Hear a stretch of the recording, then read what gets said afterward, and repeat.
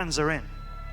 So NORA-Rengo have banned out Cafe, Rogue banned out Oregon, then it was Clubhouse, Chalet, Skyscraper, and Border all banned out. Yeah, Oregon is a very oversaturated map. I'm happy to see that gone. They also banned out Border, so of course they're going to be going for the out-of-meta picks. Chalet, Rogue, nothing surprising. They aren't fans of Chalet at all. Well, Ranger doesn't like Oregon, and he doesn't like Chalet, so it seems like they just did 2 comfort bans. And this leaves Coastline. Coastline is in there, which we haven't seen Rogue on all season. And NORA-Rengo didn't play it at the Sydney LAN finals either, so that's an unknown one. Consulate is first, though. Yeah, when you have a 3-set ban, you tend to leave potential maps that you aren't ready to practice, especially when you're forced to ban the same 3 maps. But it's a LAN event. You can't underestimate these teams. We saw it at the Gamescom final. Penta never played Clubhouse for 2 years, and then they pulled it out against Elevate and took the map pretty straightforward. Consulate, there's Coastline. That's definitely coming, and there's a little bit of a murmur forming here in Atlantic City as we realize this is a tasty competition. Coastline has a fun little story with it, whereas NORA has never played Coastline in a competitive match. Ever. They don't play that map. Which means there's nothing to see of them on it. So what have they got in the pockets? Bank, should we get there? Maybe we will. Consulate's a map that a lot of people enjoy playing. It's probably one of the most balanced maps in Pro League. Of course, NA sees a lot of play at it. APAC sees a lot of play with it. So, but Coastline, there isn't a whole lot. I know Rogue are very well on that map, just from outside of practice, but NORA-Rengo, like we said, they haven't played it at all, so maybe it's another Penta Elevate moment. And both Coastline and Bank just seems to favor Rogue's playstyle. They're teams that really do well on bigger open maps, and even though Coastline might be, look small, there is a lot of movement on that map. Yeah, Rogue's potential for aggressive plays is through the roof, especially with Shuttle being a good anchor. He can allow the team to kind of flow and do what they want. Well, I think it's time we brought you our first game. So Emzo and Milos are ready for you. It's NORA-Rengo against Rogue, and it's going to happen here on Consulate in Atlantic City. Good morning, ladies and gentlemen. How are you, Atlantic City? Oh my God, Devin, we're finally here. We finally get to see how this season culminates. And well, started off, we got our second team in APAC, our best team in Japan, facing off against top 1 in North America. And of course, we're in Atlantic City, USA, so there's no better way to make it happen. This is, starting with NA is the way to go in an NA region. We haven't had an NA finals since Xbox in Season 2, so it has been so long coming here for these teams, especially a team like Rogue that has yet to win one. This is their time maybe to make that happen. Yeah, I think if anything, they would be ready for an Evil Geniuses in the semifinal, but that's for a bit later on, for tomorrow. Yeah. First of all, we have to go through our first matchup. They're facing against NORA-Rengo. I'll remind you again, we'll see how this matchup happens because, as Yala said, you can have a lot of experience in the region, but APAC is kind of a closed loop. Yeah. Unfortunately, because of the fact that you're so far away from everybody else, you can't really practice against European teams, Brazilian teams maybe, and then again, you still have to face them they even like said in their video that they haven't been able to boot camp as well, so it's definitely going to be interesting, but wildcard factor can work out in their favor as well. A lot of surprises. You see what happens, for example, even when Pro League teams play in ranked play, just because of the unexpected plays that come out. This could be your big surprises. All right, ladies and gentlemen, let's get this show on the road. Rogue versus NORA-Rengo. Of course, map 1 will remind you that'll be Consulate. Coastline is locked in for map 2, and maybe we'll go to Bank. It all depends. Well, whoever takes this first one, maybe we can have their opponents bring it back. So, let's get this show on the road. I know. We just want the action. Well, it should be interesting because Consulate is the one map that Rogue lost during the season, the one map that they dropped, and this is a map that NORA-Rengo won once and lost once as well. So this is a tough map for both teams. They both obviously have worked on what didn't work well on this map, but it's such a long-standing map, however, though. All right, let's start off with the upper selection here. You see the defense that'll be for NORA-Rengo, as they got, of course, the Valkyrie Elite skin alongside the Pulse Lucky 7th, so it'll be very nice to see. Pulse is very interesting operator on defense because of some of the players that have been able to show off how good he can be, especially Canadian. He's going to be playing in the next matchup just because of how you can use him to get information for your team. But we're going to start off with Lobby, which is... Yeah, it's not their normal starting place. They normally start on Garage. This is normally Rogue's starting spot. So that should be interesting to see. Obviously, they have to have some new strategies. they got to kick off the first round really well to get that momentum going, because this is, you know, fighting for their life here to not get eliminated.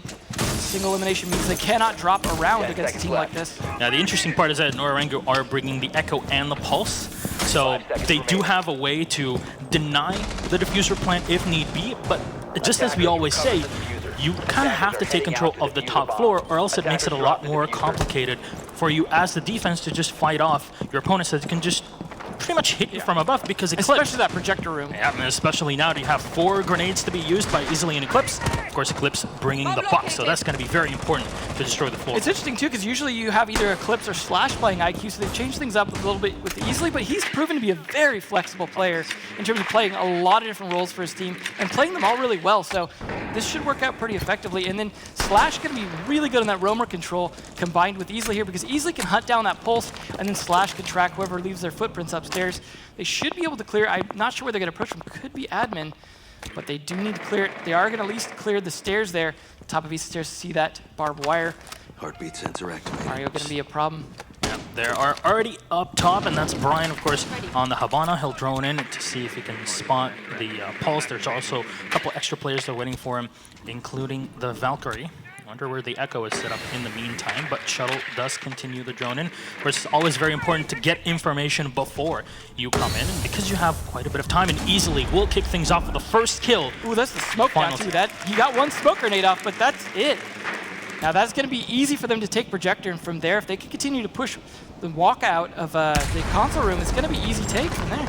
Yeah, of course, they open that Habana patch just below, so they can shoot at anybody that is still in the projector room, but there's nobody in there. As you see the Valkyrie set all the way up in the cubby, and she's just waiting to fall down if need be. Now, there is the mirror window to play around with, and that is a bit of an opening that can be used, but Slash will be able to get the info, and Ryan will confirm it, so Waka very wisely will fall down. He has a Nitro Cell in hand. He can play pretty much on the yellow stairs and deny his opponents as much room as possible. Now, at least they still have 4 people left alive in the last minute. Losing the smoke is probably the worst person to lose, but they still have the Echo. You hear the Yokai going off right now. Good denial, and Waka taking down Slash. That's a good start. That's less footprints that are going to be tracked. And Waka left, stay alive just barely as Crazy Papillon takes down Eclipse. And then one more, and easily they are actually bringing this back. Shuttle trying to go for the 1v1, and he wins it against Waka, but it's now a 2v3. Brian playing from the top, and this is why it's so important to take the top side, because it's so much easier to defend, but Mario will come in from behind. He'll get one for his own, but Shuttle will refrag. 1v1 as the Pulse has already made a bit of noise. He's upstairs as he drops down, waiting for that Thermite to make the mistake. Shuttle low on HP. C4 is going to get thrown out, and he won't be able to get it. Runs into the Thermite, and Shuttle clutches round number 1. What an epic start to Pro League Finals. That was a lot closer than I think we expected.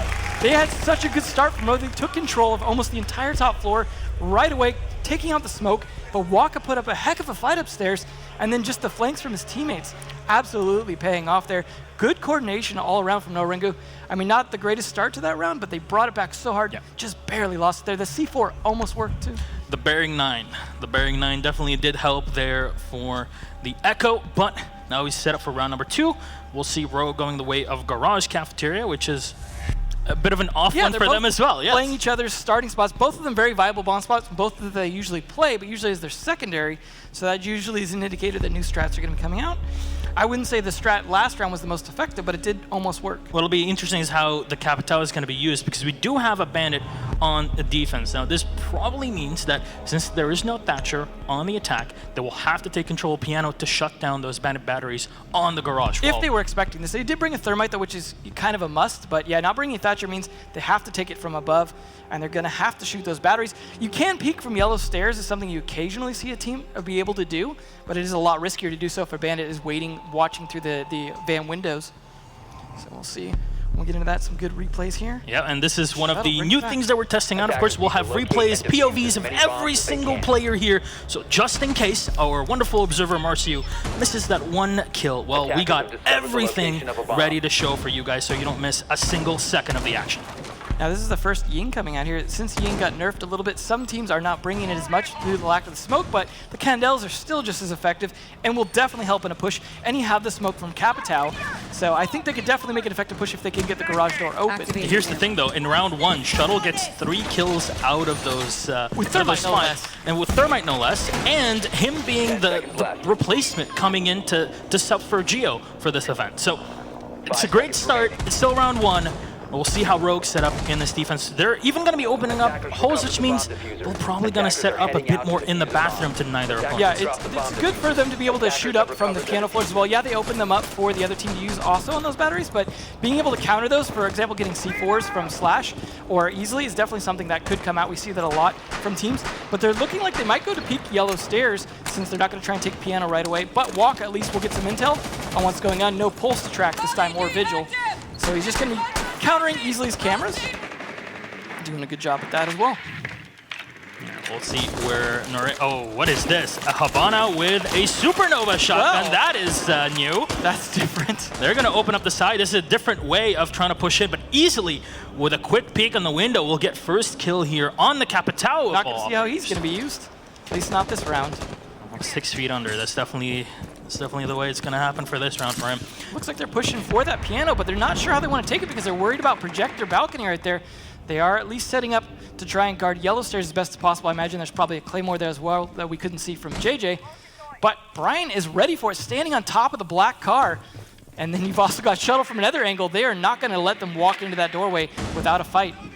Oh, they'll get the spot. No, Easily gets the kill again. For me, Easily is definitely the best player in North America right now. He's shown that he can play whatever operator, whatever position, and he can still find the picks. The intelligence in-game is definitely showing in here. Absolutely. NORA-Rengo getting picked apart early on. They have opened the main parts of this attack, but we're at a minute 22. We're still nowhere near getting on the site. And these holes that have been opened, they can definitely work the other way against Rogue. I like those stuns just giving off that they're above there. That gives us a warning for the C4s to blow as well. But Waka gets the kill anyways on a Slash, so no C4 are going to come out from him. Still possibly one here on Easily come out if they can get some idea where they're positioned. Waka is using that to his full advantage from all the angles. Smoke going to deny a little bit of visibility though. Easily still in, looking for that third pick. The problem with the position that Waka's in is that you cannot contest him for the front, but he still has to remember, well.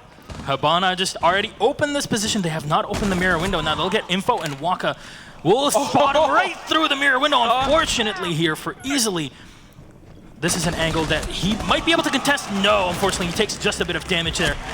Waka gets the second one. Eclipse, though, will get one, turning it into a 2v2. Now they push it on the site. The Bandit will lose out on this. Eclipse, the last alive on the Ella. He spots the head and takes him down. Ace for Waka? At least the 4K. What an a ace start. in that round. The ace for Waka in the round. Showing up for his team, just barely losing the first round and really just dominating that round. Now this is not going at all how you would have expected. They are ready to show up here, showing that just because they were number 2, they're going to play like number 1 to start out with here. Again, this is a map that was a struggle for both teams, but this is the team that has won it at least once during their finals, so they have a chance at this. They definitely know how to play it. Both teams playing new ideas to an extent, but the Supernova Habana push into the bathroom, that was unique. At the end of the day, it worked. Yep. They were able to get into that bathroom. They took control of it fast. They maybe should have reinforced that a little bit, but either way, just unique plays working out for them, especially from Waka, who just, look at that. He gets every single angle. Spotting him through that window, that was unfortunate time. He almost needed to crouch walk underneath the window at that point just to make sure he didn't get spotted because it completely costed him his life. Waka ecstatic right now, as well as the whole team. I can imagine. They're definitely so happy with this start here, but let's see. But it's 1-1, so. Yeah, we'll see if they can continue with this sort of mentality and efforts. Now we go back down to Garage. This is now NORA-Rengo's pick, and Rogue will go for pretty much the same offers. Yeah, same lineup. So now NORA-Rengo, though, bringing out a mute. We'll see if JJ can live a little bit longer. Actually, he's on the mute. I'm sorry. They switched up who's going to be playing on Smoke this time, which is going to be crazy. I really want to see how the mute's going to be set up. So there's a couple places where you can pretty much shut down all the yellow stairs, but a popular one as well is setting up here in the bathroom, reinforcing the 2 walls, and then having him sitting here because he can pick off his opponents. You saw in the previous round how the attack was being formulated by NORA-Rengo as they were trying to attack when they took the bathroom and piano, tried to open up holes to shoot down their opponents below, and then try to go for a drop to plant. Well, this is basically to shut them down completely because You want to come in through a completely reinforced bathroom and fight up the mute that has a high rate of fire M5K? Good luck. Yeah, and he absolutely is prepared for it as well. They've set up the deployable shield, so there's no quick strafing into the room to be able to get the fire on him and get behind that mirror window. They're actually going to have to at least take out the deployable shield or vault it. So that was a smart choice, and then also a little bit of mute jammer here, making it harder for them to get an idea, but easily, of course, can spot at least some intelligence here. No Thatcher yet, though. No team bringing that, as they're deciding they have other operators. They're a little more important. They are getting some mileage, at least out of the IQ picks. And then if Eclipse being back on that buck, we have seen some good grenade play so far, but not any grenade kills yet, as they are bringing 4 grenades ready for this. So that deployable shield should be quickly taken care of here by Eclipse, assuming he doesn't get peeked at the same time. Looks like Moro could go for that, though. Yep, he's just going to be staying in the bathroom. Just going to contest anybody that tries to go through him. This is why you bring the buck, of course, because you just want to open the floorboards. Now, Waka sitting up for the C4. Unfortunately, his opponent is all the way up, even though he can hear. Now, another part of opening up the floorboards is that sound will propagate through it much better than if it's obviously closed, because well, the game is that advanced, and that's why you want to have certain tactical holes to hear where your opponents are running above, just to get the C4s. Absolutely. Now they are, Waka again guarding his teammate here. We saw how important last time he was in helping out with that. They are starting to open the wall though, and there's going to be pressure coming out here. It's going to be on Waka to make sure that crossfires are here so that his teammate can stay alive, because obviously Moro has limited room to rotate, and they could take down the deployable shield at any moment, but they're waiting. Smoke grenade as well could be used here to breach into that. Eclipse is holding off, just waiting. Now Waka just got to time it just right in flanking this. Fortunately, he's not ready for it, and that hole might have actually stopped. Nope. They are going to be able to pressure in here. They've opened the hatch for him to rotate around if need be, so the grenade is going to get thrown in just in case he moved away.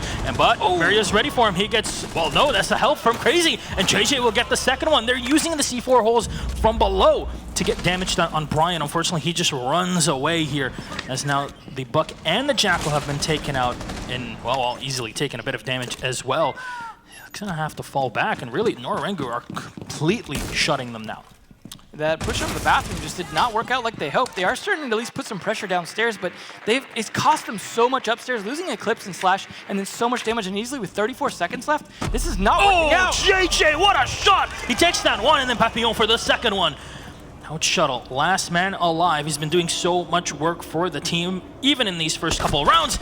And he'll miss, well, there we go, finally getting his reticle on Waka, taking him out, but at what cost? So much damage done as Mario will finish him off with a straight headshot with his 416. NORA-Rengo take the advantage 2-1. This is really proving to be a struggle. It seems like Rogue are not used to some of the meta plays. For example, the way they were playing around that bathroom with that hole there, it just completely caught them off guard. You saw how long they were pressuring the actual doorway, trying to figure out how to attack it, taking out the deployable shield once they were ready to, but they just they gave away so much time and positioning to the other team when they were doing that, standing in front of that doorway forever.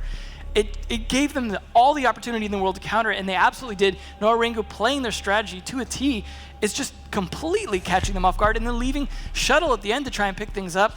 Worked one round, but not that one. To give a bit of credit to our ex-champions with NC Sports, they pretty much brought this strategy back for this season. They were fighting for the relegation spot in their seeding, and they played that bathroom hold, and it was a great part of their defense, because it is so difficult to counter anybody there. Yeah, there you go.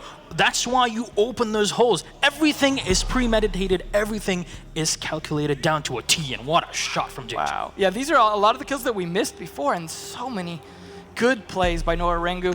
They are playing for their lives, and it is showing, absolutely. Now, this is only the first map. Of course, we will have at least 2. So even if this one doesn't work out for Rogue, they have a second chance on the next map, because the next 2 maps favor Rogue, I would say, just based off of what we've seen, or not seen, rather, from NORA-Rengo. But this is going to be struggle. Waka there with 6, Crazy with 4. We might as well call him Waka Flocka Flame at this point. This is that might be a little too long to fit on the screen. We'll go with Waka for short. But now they are going to be setting up for Garage again here on Rogue. They are going to be bringing the mute, so we'll see if that helps out from Eclipse. Shuttle trying, you see him like skirting up on the ground, is pretty much to try and get the kill on the drone that's moving through the drone hull. It's just setting up, opening up the windows so they can shoot through without having the first couple bullets to penetrate through the window and then try to go for a shot. You know, every single thing in the setup is so important, because split second, one shot, you're down, you're dead. Absolutely, and this is a map that definitely allows a lot of rotation as well. So we'll see. we're going to see the same lineup from NORA-Rengo. No Thatcher being brought, as they know, even though it's Garage, they were able to attack it pretty well last time. And the Supernova is going to be brought again by the Habana. That should be fun. You can see some good work from that last time. It looks like he's going with the same strategy as well, going to open up that wall. Droning it first, though, so he doesn't get shot in the side while he's trying to do that. But this is a smart play from him. It seemed to work out pretty well for them previously. I imagine they're going to be a little more prepared for it on Rogue side this time, though. Now, usually, you're not a big fan of having laser sight because people can see you, but because you're using a shotgun, it tightens up your spray, and so you are able to get a bit better. It's going to do better for the wall destruction because of that tightened up. So it is a smart play on there, but Eclipse is going to be ready for it this time, potentially. I wonder where they set up the mirror window. I think it's right in front of him as well to watch anybody coming in from the lobby, and that's Papillon possibly just looking through the front door. They got Easily as well to help, so the instant they have information, they'll be able to rotate down. I assume one of the defenders that is all the way down will get an Oh my God, Slash, what is that? The angle from below, definitely, they were both trying to counter each other, but Slash was the one on top of it, doing his work from down there, not worried about his windows just yet. And now that's going to put a lot of pressure on them to get in. Now they don't have the Candelas to be able to go for the actual push as heavy. They still have the smoke and fire if Capital can live longer this time. But so far they have not gotten really anywhere in the map. And as I say that, Waka Falls, who was their big fragger last time. Yep, and you see Crazy just falling back. He does not want to face the Valkyrie, and this is why a lot of teams are forced to go all the way to the top floor and then work their way down to get to the garage. And this is a strategy that Rogue is trying to exploit, but then easily rotates around just to play the mind games. Now, all the way over in Visa, which is where the Habana is rotating right now, could completely get caught off guard. He's obviously going to have to give away his push. Unfortunately, the missed shots there, but Easily is going to do so much pressure. The crossfire, however, beautifully played by Crazy, taking him down. Finally, the first kill this round for NORA. That's about 50 seconds left. That's one player down, and so much time being wasted, and Eclipse will capitalize. Information. Capital will go down. Now, JJ and Mario's last two alive. Mario, of course, only has the Bearing 9, but that is pretty much a second-hand assault rifle. And there you go, takes down Slash. Mario with a second kill as well as he flicks around for the second one. Brian done as well from JJ. Shuttle last man alive as he goes in, drops one of them on the floor.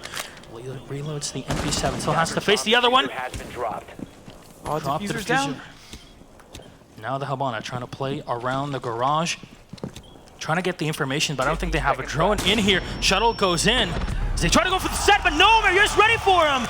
And yet again, NORA-Rengo, the individual skill, will win out here in this 1v1. That's just from the side. He'll play that wall to his advantage. Of course, with so little time remaining, it was all about the frag or going for a last-second plant. Well, that would have been an advantage for the Bandit and worked out for NORA-Rengo. Yeah, it seemed like Shuttle was a little hungry to try and play that a little too much. He obviously could have played back behind the white van and played it back a little bit more, but I think he was afraid that they were going to go for a plant inside the cafeteria and he wouldn't be able to hear it from the other side of the white van, as obviously they weren't going to plant over there because there's no reason to. A nice play with the flashbang, though. Good mind games at the end. It just seems like when they're put in the corner, NORA-Rengo seemed to be able to come out of it, fragging heavy, like individual plays, like you said. Obviously, we lost Waka a little bit early that time, but then Mero showed up heavy, and JJ as well. So bringing it to 3-1 advantage here. It's just the nice plays back and forth through the garage floor have been a big factor here, but then also from above with Easily. These angles just perfectly exploited by NORA-Rengo against their opponents. We'll remind you again that we have new timeout rule sets basically for our offline final events, which means that teams can call for a timeout 1 minute per team. Of course, once per map, and they can use that to their advantage to talk to their coach to get ready to see what's going wrong and then set up and go back again into the game. And that's one of the best things about it. And that's the only time during a map that they can talk to the coach as well. And this, as they discussed earlier in the analyst desk, the coaches have become very important in this game, especially well-known coaches like Ranger, BKN, and Shaz, who have a lot of work that they've done for their teams. They are prepared for this, and with a team down like Rogue is right now, this is the time to start rethinking things, and they definitely will be rethinking things, as we'll see our first Lion come out here from Shuttle. So they definitely are, I wouldn't say desperate, but they're definitely starting to bring out the bag of tricks here. When Rogue starts to play Lion, you know they want to bring, because they're famously the team that really just said, we don't really need to play him. No, we'll play him, but we don't need to. Yeah, we'll remind you as well that Lion has had a change during our wait between the online season and our offline finals. You only now have 2 2 charges instead of the 3. There's a longer cooldown from 10 to 20 seconds now between using 2 charges. So this makes him a lot more reliant on communication with the team if you want to go for a plant. You can just like not do what you did before, which is spam all 3 in a row and try to go for a quick plant. And they're going to need it because we're seeing now this first play of the top floor bomb site on console meeting, and they're going to be bringing Castle, and that's going to make it a lot harder to tell where people are playing at. So that line's going to be a nice extra factor in determining who's playing behind those castle barricades. Obviously no glass to be able to shoot through those, but Rogue's bringing their first Capitao as well, deciding that is going to be useful. I imagine they were predicting this bomb site. It can be very useful for easily over here on this window, can use those fire arrows to be able to get people out of the corner, which is, I imagine, what he's going to be there for. He also has the Claymore to help make sure there's no jump outs on him as he's going to be repelling. Unfortunately, the drone gets shot, but he gets some idea where he's playing at. And so he's going to be set up to clear the corners, and that is his job as the rest of his team gets in position to potentially take from below, it looks like even, which is a little bit riskier. I imagine they might want to push in from admin as well, but no one pushing those windows just yet despite them being open. The one thing from NORA-Rengo is that they are not bringing a Legion to completely control the yellow stairs and even give them some sort of alarm if there is a push from admin. And there you go, kill number 1. That's Slash being taken out of the equation. The IQ, as he was just going for his standard, I'm just going to take out the Valkyrie cams. Yeah. Well, boom, straight to the face. So risky to be near that door. That area has so many angles from that hatch that you see is Eclipse trying to fight right now for the reason, and then smoke countered by smoke. Essentially there, Capitao not going to be able to get the angles he wants thanks to some good play by JJ. That is 1 smoke canister out, but a minute 30 left. There's definitely an advantage here for NORA-Rengo, as Eclipse will open up the floorboards and try to get an angle on anybody playing through the main entryway up into the Consulate chambers. Easily will have to get back on his position on the window. Unfortunately, they don't have a Blackbeard to set up there and just be a big anchor, basically, that just protects them as they come in, but easily will get a first kill here, and that's the Mira removed. So throwing in a C4 to try and make a plan a bit more difficult, that's out of the equation now. I think we have yet to see the Lion pop off as well. Probably going to be used more for the push here during the last 45 or 30 seconds. But then that leaves a large gap before you can use it again to cover the plant if you can get the plant down. So far, only 1 plant, I believe, has gone down in all 4 rounds. So let's see. Ooh, this is nice. There we go. Oh no! Waka will just run in from below, get the kill on Eclipse. And he loses the buck. And unfortunately here, this is 40 seconds left for Rogue to come in, as Brian will try to play on the window. I personally love a push from admin instead of a push from other side to come into the Consulate chamber, because it's a lot safer for you. You don't have to worry about being flanked all the time from the yellow stairs. Well, finally. Yeah, easily going to do that, but too little too late as the line pops off, but Moreau pops off easily. Oh my god, Waka yet again! What is happening here to Rogue? Spot the Jaeger on the side. There's only 1 man down for NORA-Rengo. Shuttle, E1D1 save you now, Lion! And well, he's gonna go down. This less of a roar, more of a meow. Absolutely. Shuttle once again left in a tough spot. This time not as Thermite, but either way, just as unfortunately ineffective in that end of the round. So tough spot for him. It is his now match point. NORA-Rengo at least spotted there on the Valkyrie. We're running the old excellence charm, actually. That's nice of them. That's for Foxe. It was for Foxe. It was for Foxe, yes. Respect. We have to give him something. Well, speaking of giving something, 3 rounds lost for Rogue behind. Match point on their first map on what should have been such a strong start for them. I got a question picking this map then, unless they're just not warmed up yet. This is, you'd think of all the teams too, the jet lag would be affecting NORA-Rengo the most, as opposed to Rogue, which are already in North America, we're maybe, what, 2 time zones over at most. So this is not a great start. We're used to teams maybe taking 2 rounds to warm up, but this many rounds is not looking good for Rogue, who, I mean, angles. This is a map where you can just repel such weird angles. This is the thing, though. The amount of close calls, like the shot is perfectly calculated to hit 1 player. And the problem is there at the end is that Rogue didn't have enough manpower to push through admin. And that's the thing. If you don't have the manpower, you're going to get flanked all the time. That's why you start off with 5 just coming into admin. It's absolutely NORA-Rengo, though, playing their communication to a T. They are flanking for each other. They are cross-firing for each other, and it's so paying off. 1 to 3, what? Murrow, 7. They are just dominating in terms of the kills. I mean, Cloud has 0, but he doesn't need any at this point. The rest of his team... He's on Cloud 9 at this point. It's just looking so good. Now, Rogue going to try the garage yet again. This time, no mute. So we'll see. I mean, I guess it didn't work for them last time, but this is their last chance, potentially, to play this here. If they can't win this, they're going to map number 2. Most people were expecting a 4-1 in the reverse. Yeah. Well, you know what? NORA-Rengo were giving Rogue a run for their money here. Absolutely. I mean, I think there's a very good chance at this point that we see a map 3, but map 1 should not be over this fast. Rogue really need to pick it back up.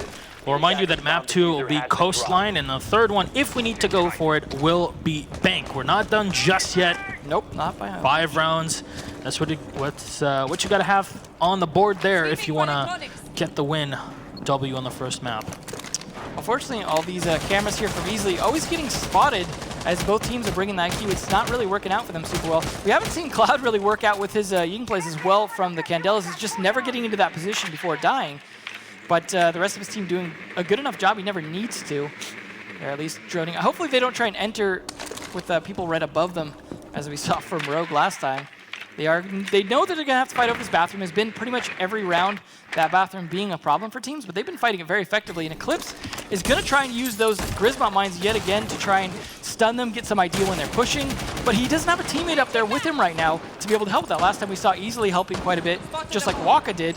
He needs that extra flank. There you go. They're going to spot the mines that are already set up on the wall. And of course, Ella, she's got a CZ. She basically has the firepower of around 3 operators. Oh, and Eclipse just drops out, gives up the bathroom, rather than give up his life, which is a smart play, because now they're going to waste a Candela thinking he's still in there, because it's not safe to try and waste another drone going in there. But no, he's going to do some droning upstairs first. Smart play, just to make sure. I think they heard the drop there. Yeah, they want to make sure that no one's going to drop in from the console office as well into the piano room and go for a flank on them, as that is a quick way to get a flank. Candelas come out, they clear the room, and now they're going to know that the drop happened, but they cost them 2 Candelas to do it. Not that Cloud was getting any use out of them earlier, so might as well. And we'll see if somebody's contesting from below. That's what Cloud is looking for here. Just fall back for a second. He does have breaching charges. He can use that to open up the floorboards without needing to use anything else because, well, the frag grenades are already lost for Waka. Can't throw them in. They can use things for their advantage. And you see the thermite, since they can use the thermite here, but they need to take down these bandit batteries. Unfortunately, the angle is just not set up correctly. He's waiting for Valkyrie. it. Poor JJ left the drone instead because those batteries aren't getting taken down. He sees all 3 of them. Finally, the middle one taken down and the left. Okay, there we go. JJ's going to be able to open up the garage door now. So now the push is going to start. 40 seconds left, though. They've got to put a lot of pressure on because now Eclipse and look like Easily we're both rotating up. This is going to be a nice flank, possibly on Waka on piano. And they have to rotate all the way around, but Mario yet again, the bearing 9. Favorite weapon here, Brian, will go down, and that is the smoke. You've seen how important the smoke has been to reduce the effectiveness of quick rushes to go for a plant. It'll buy you more time, and when you're at that 15-second mark, it's even worse here. We'll spot in the thermite, take him down. Unfortunately, gets burned alive here as Waka comes in from the back. Eclipse will get the frag on Mario, at least turning it to a 3v3, but 2 seconds left on the clock. They can't stick the plant, and Rogue will take the round. That was a close round. Nailed by Eclipse. Absolutely came down to those flanks there that towards the end. It was smart of Eclipse to bail out of the bathroom and then come back for a flank later, take advantage of his 3-speed and the extra intel he was going to get from those Grismont mines. Also, the slow plays by the IQ player trying to shoot through the batteries was a big slowdown. You saw that attempted push for the plant as well. Well played. Unfortunate for NORA-Rengo, but they're still on match point. Still could easily move this to map 2. You can tell who this crowd is rooting for, at least for now. This NORA-Rengo is going to still need a round to go through. They are on map point. Rogue, we'll see how their setup works out in this next round. Round number 7 will kick off, and well, for the first time here, we're going to see possibly a Zofia. Nope. Oh, there we go. Operator selection is definitely going to be. And our first Thatcher as well. They definitely want to make this a lot easier of a push on Garage. That means they're going to open up a Garage and have Glaz play the long angles, which is a great way to pressure them, especially if you can get the mirror windows open or get a soft wall next to it where you can open that up. Because you can just, if they don't reinforce that cafeteria wall, you can open up a good half of it with just Glaz alone. Yeah, Rogue with the King George tribute, bringing out the Glaz here. Slash is going to be bringing out Ying as well. Yep. So this is the first time for Rogue. Now, of course, Ying does not have smokes anymore. Nope, so that's where Glaz is going to be useful. And well, they can use the Capitao smoke bolts as well, so that's a bit of a combo to work with.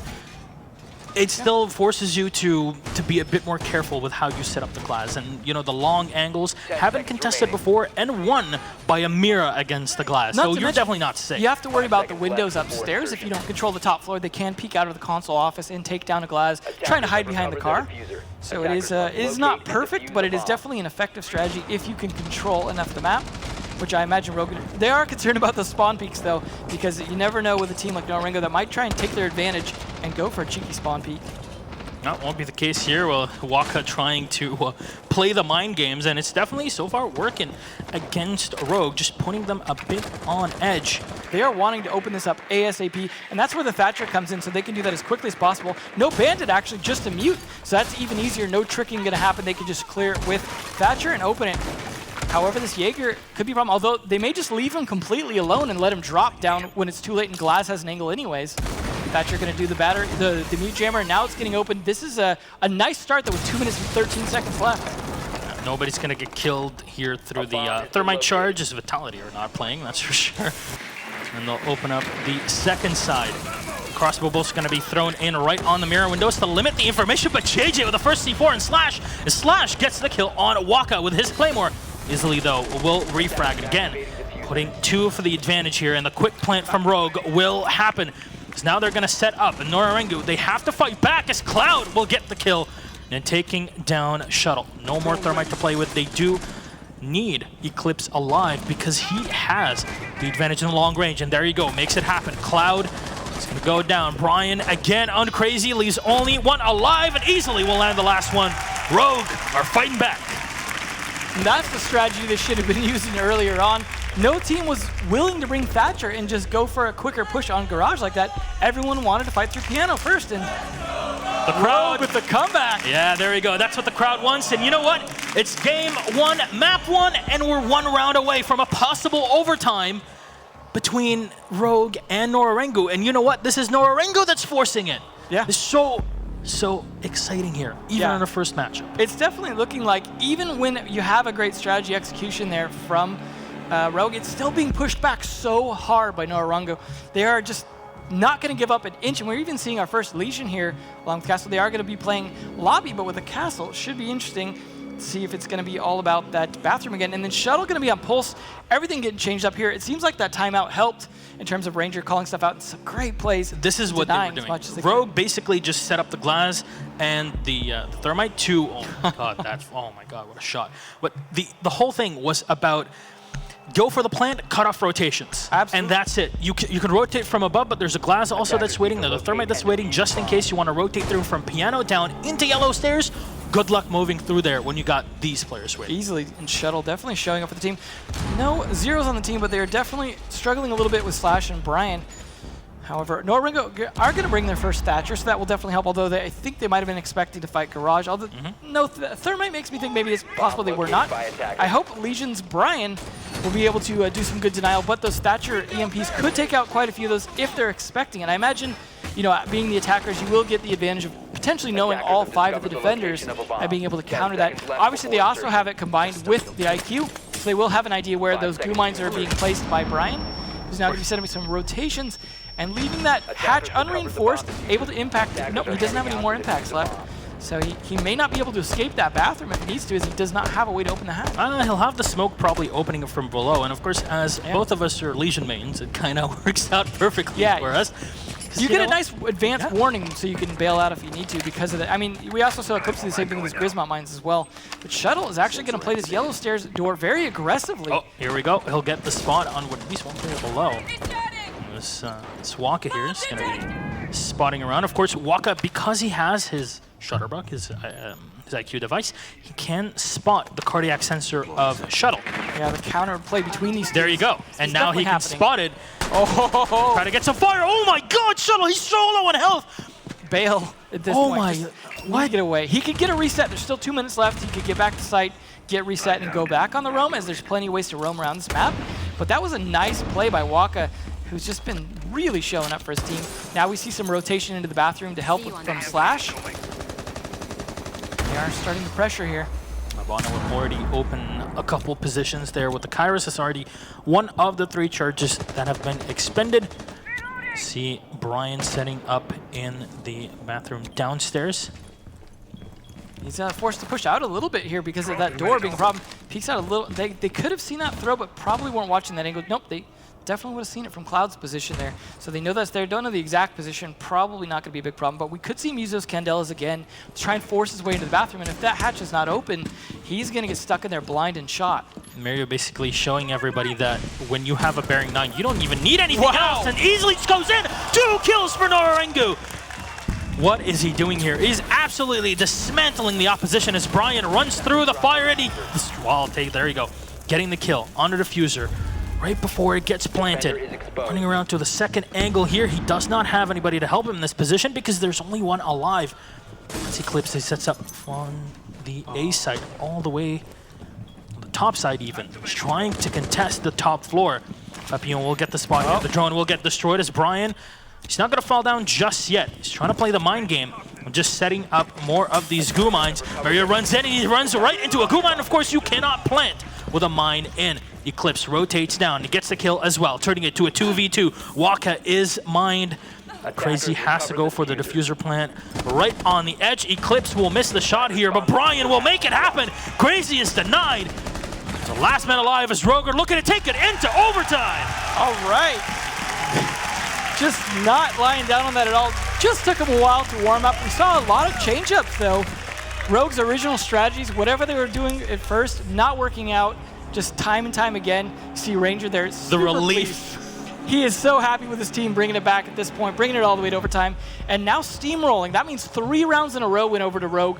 That is a lot of pressure on NORA-Rengo going into overtime here because now all the bomb sites are unlocked. They can play whatever they want, and they are definitely going to be playing against that. Now, instead of going garage or lobby first, though, NORA-Rengo are going to be going to their 3rd bomb site first, despite the ability to go to any bomb site, deciding that one worked out good for them. And we'll see if Rogue are prepared for that. Now, usually you don't need a thermite for that site, so probably not prepared for this, but we're nice talking plays by Brian. We're talking about the Legion. He completely shut down the plant 3 times. Yeah. And as you saw there, and you see him literally playing on the edge there of that hatch.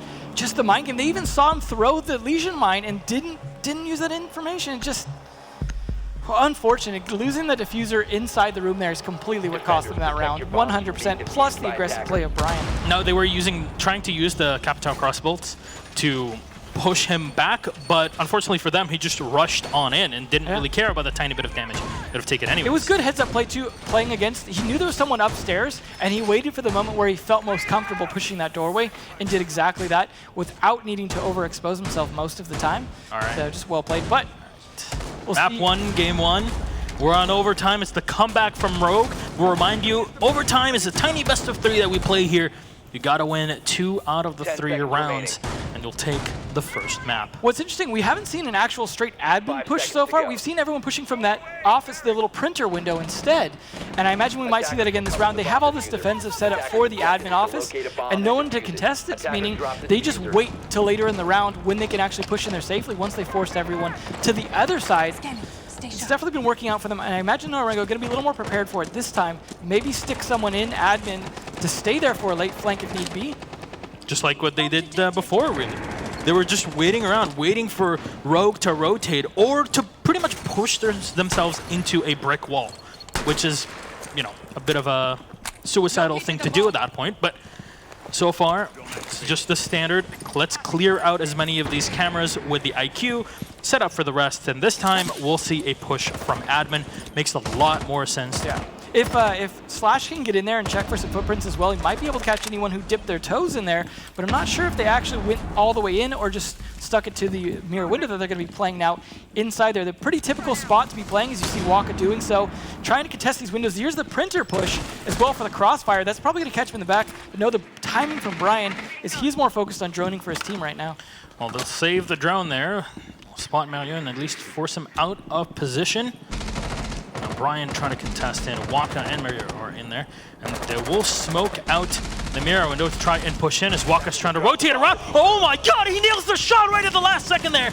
Last bullet in the mag as he misses the C4 throw. Waka now on the floor. They're not sure of where he's at. Well, there you go. Now they spot him. And you know what? You go down. Waka will get one more here. Maybe he's got the golden ticket. Nope. Eclipse is ready for him. And it'll take him out. Cost him 2 important players, though. Yeah. As Habana, now you cannot open up the side walls looking into Projector because you have to face people from bathroom. yeah, no, well, they have Thermite. Shuttle could try and open Good up luck. that wall. But yeah, playing that from long desk is risky. However, they can take complete control of that long angle. He could go for that play still. However, it's going to be up to Eclipse to play some good crossfire onto that Projector room. That's why a lot of teams like to bring their Ying and play here in the same position that Easily's in here. Because you'll have the IQ anyways, you'll throw in a grenade, and then you'll have the Ying that Candelas all the way into the connector chamber, and then from there try to push in for a quick plant. You know, you don't have those smokes anymore, but bringing in the Jackal works out perfectly with this kind of push. Yeah, unfortunately, Slash is already dead, so those smokes not going to come out. One of them was at least useful on the mirror window earlier, despite not winning it. But there's a nice play by Eclipse, reading into the flank, and then easily take it down Cloud. 3v2 now as JJ has already used one of his, well, all 3 of his cast canisters, actually. He's crazy on his own to fight here easily. Will take him out as he just tries to shut down the rotations. As JJ comes in, he takes half damage and Eclipse will take him out. Rogue, 1 round away from the comeback. That was a tough push onto Admin. It cost them a lot to get in there, but once they got in there, they played that control for Geo. Easily for Geo. Of course, we'll have to remind you that Shuttle is replacing Geo in here, as Geo has had visa issues to come in and play from Mexico, and unfortunately we don't have him here, so brother Geo, phase up just for you. Well, they sent a different CLG player instead. So, Garage again here. Now, NORA-Rengo starting to sweat a little bit. They're feeling like, all right, we had such a great lead. What happened? But we are seeing, again, different tactics each time from Rogue, and it's absolutely working. They are reading finally into what NORA-Rengo are doing, and it really comes down to good map control, because NORA-Rengo are able to flank around and play this map, the openness of this map, to their advantage. And you see Waka especially fighting those windows. Oh, jeez. what is that? It was all down to Eclipse shot? just getting up on the desk before him right there. The timing is the only thing that cost him his life. And this is easily just trying to cut off the rotations. It's basically, it's that simple. You see the 2 bomb sites, well, they're open between one another, trying to rotate around or hold from one or the other. That's why you bring the mirror, especially on this sort of site. Once you cut off the rotation from one site to the other, defense can't really do anything except for contest the player that is doing that job. And most of the time, if you're on that window, unless it's a run out, you're not really going to be able to beat him. Except for Waka. He's the only one who seems to be able to. But easily, Shuttle and you can see who was below that, but quite a few kills coming out as the comeback hits his 4th round in a row for Rogue. Now, if they can get a 5th round in a row, we move on to map 2 in Rogue's favor. It's a hell of a comeback. But we will see NORA-Rengo again not bringing a Thatcher on this garage attack. Something that worked out very well for Rogue, was a good idea, especially now that they have a Bandit and not a Mute. So Shuttle will be playing that Bandit again, which he almost clutched with previously. So I think a lot of this ends up depending on Easily and Eclipse playing really good flank angles, as well as doing a good job holding this bathroom for as long as possible. So they've got to dismantle him earlier. I mean, they have those Candelas, they're just not pushing aggressively with them until they give more than enough time for Eclipse to escape. Now, we haven't really seen the IQ playing with the G8, as we've been seeing quite a bit actually during the online stages. We'll be sticking to the 5.52 here as he Waka is on NORA-Rengo's IQ. As usual, he'll come in and try to take down those Valkyrie cams, of course, that are set up to get information or where our Japanese team will try to come into this building and how they're set up, which operators are where. Because it's not just about having bodies to attack, it's about these specific operators that have these abilities and this utility, and that's why you bring them into position A. And a good majority of these operators are going to set up all of their utility early in the round as well. You're going to see most of the cameras thrown out, the 2 mirror windows, the battery set up, a lot of the Grismont mines as well. So there's, as I say, that one more getting set up. So even though you know who they are, a lot of their setups are already done, and you don't necessarily know where a lot of it is, except for with Waka's help. So if they could just kill Waka earlier, they could get a little bit of advantage, but Waka's not letting that happen. He is going to be pressuring in here. However, Crazy already taken down. That is that Capital, no longer useful. Easily yet again just playing cat and mouse against NORA-Rengo here. They just have not been able to lay a successful trap against him just yet. Taking advantage of a lot of inside cameras, playing against the fact that they are bringing an IQ every time. Instead of throwing the cameras outside, smart play there by Easily just getting a lot of intel inside. finally some batteries getting shot this time, but there's so many cross beams you have to worry about because it does become a little bit of a problem to shoot through that floor without a buck. So real big heckin' hole is going to be opened up by the Thermite. That is JJ, of course. NORA-Rengo, as they have already taken down the bandit batteries, as you mentioned, Devin. Mario is just looking through here. They're waiting for a possible comeback from Rogue, and this is what they're doing. Oh, three players are upstairs with two remaining anchoring on the site. That's the Smoke and the Mira. That is a pain train just coming into the station. Unfortunately spotted. That is, they're going to be watching for that flank now. However, they're still droning downstairs. Bomb located by attackers. We'll have Eclipse here just in case they want to jump in. Well, NORA-Rengo want to jump in through the cafeteria. Mario will get the spot and easily somehow still alive with little health. Can use the Supernova to his advantage here just in case they want to get an extra angle, but Mario will come in and try to contest his opponents. Ladies and gentlemen, 24 seconds on the clock, and maybe that'll be their downfall here. As Mario spots, and well, you know what? There's nobody here. They've all rotated away, and they're playing for time. Two kills for Rogue. A third one as well as a double from Slash. Last alive is Mario. He's done quite a bit of damage with that pairing 9, and he'll come in and get 3K!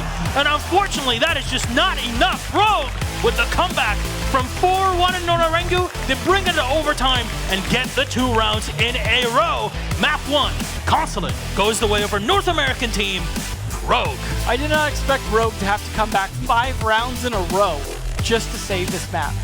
This was, again, not a great map for them, but they certainly adapted, and that is what the best teams do. That timeout was everything for that team. That is where they pivoted all of it. They were down 4-1. 13 kills for Waka, 13 for Mario. They are definitely on my MVP list for showing up 100% for their team. You saw it just so close at the end there, 3K. I think one of those might have already been downed as well. It's just, it was all about, in the end, that flank, the 3-man flank. There you go. Let's watch this. They drop, and he gets the 3K. All lining up perfectly for the Habana. It was just 100% about burning time at that point. 3 people upstairs. You saw what happened. They weren't getting kills. They were just forcing them to not be able to fight because they had control of the lobby, but all of that control was being contested from above, and they still had to get down to the garage. Opening the garage door didn't do anything for them when they're fighting 2 floors above it. And that's why every single time we have a site, you always have to take the top floor. And sometimes when it's all the way down in garage, you'll have to go all the way to the top floor and clear that out. Gravity rules. Yep, it's all about managing your time and managing your operators. Just in case you lose one, you have to set up. And that's why a lot of teams like to play, bring in a Zofia, bring in an Ashe to help them out. But that was map 1. Rogue, bring it back, 6-4. And take map 1. Now we set up to go for the second one, Coastline, as we set up for a bit of a sunnier position here. Now this is a map that Rogue did not play during the season. However, they were set up to play it once against SSG, who is a good team on it. So that makes me think they do have some good strategies for it. We just never saw them during the season. And this was Rogue's pick. Again, this is one that they're going to surprise NORA-Rengo on, as they had not played it. So again, though, the wild cards, we saw how much it played into NORA-Rengo's hands. Just the flexibility of their play, surprising them from a lot of different angles they didn't expect, really paid off. But we know that there's strats in the bag here on this map for Rogue, and they're going to be starting to bring those out. They're going to be bringing that Thatcher again, and Glaz, although it looks like we may take a second here to pause for a possible rehost. So we'll see if they are going to be able to get this sorted out. And as they mentioned, and well, you mentioned it and mentioned as well on the desk, is that we've never seen NORA-Rengo playing Coastline. No, but we also saw them win and lose Consulate previously. And in this case, we saw that really 50-50 divide in terms of them having some really strong plays on it and then not. So it is hard to say that when a team doesn't have a lot of ability to scrim because of ping or geography, when they don't have the ability to play a lot of other teams, they're going to have a smaller map pool because they just don't have the resources in terms of time and teams to have a broader map pool, which means Rogue have a huge advantage here. Not to mention, Bank has been a favorite map for North America this season, along with Cafe. So this is a very strong map for North America and for Rogue in general. So if NORA-Rengo even bring it back here, they're going into another hard map against Rogue. So it is all uphill battle here for what was a great start. Yeah, for that's NORA-Rengo. definitely a surprising way, because last time in Pro League, we're not mentioning 6 Invitational, but in Pro League last time in Brazil, when we had our teams that are playing there from APAC, all together got 4 rounds. in 2 matches, 2 best of 3s, 4 maps in total. Here, first map, NORA-Rengo bringing it almost to a victory. Yeah, I mean, this is a team that did really well throughout the APAC finals. They did obviously well during the season to get to the APAC finals, but then struggled a bit against Fnatic, who we'll see later in the day. But I imagine they learned a lot of things. Losing to a team like Fnatic is still an advantage in the sense that you get to learn a lot from a team that has really, really showed up for the region.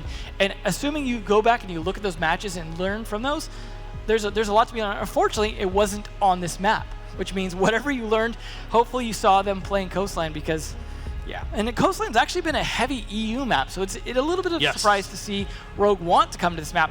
But that also means they could have been saving a lot of strategies because the one time they were going to play it wasn't even till the very end of the season they were getting ready to play it, maybe trying to test out a strategy, but they've got a lot in store. I just hope we don't see a team pulling a Millennium here where there's a plant and they're running around the whole of the penthouse. Yeah, the conga line. The conga line with the 3 players. Of course, we'll remind you that we'll be seeing Millennium in match 3. Right after our second game, of course, it's going to be EG versus Penta, arguably the best 2 teams in the world coming up Rogue after this. Trying to prove something different today for sure. Although that was a rocky start for a team that's trying to be the first seed North America here. I mean, Matt mentioned on the desk, seems like Rogue are always really in the shadow of EG in North America and haven't really been able to bring it forward, always being taken down at the last second by Evil Geniuses. But we'll see here as we'll get into Coastline. Some sunshine coming into Atlantic City. Let's see how this one starts up. Ladies and gentlemen, map 2, NORA-Rengo versus Rogue. Rogue up 1-0. And this should be interesting as well. 4 viable bomb sites on this map. Not all of them used. Hookah very rarely played. However, it is still viable. You just don't want to play it right away. But the other 3 are viable starting bomb sites as well. But Penthouse is the one that's generally in the meta in terms of most teams wanting to play it.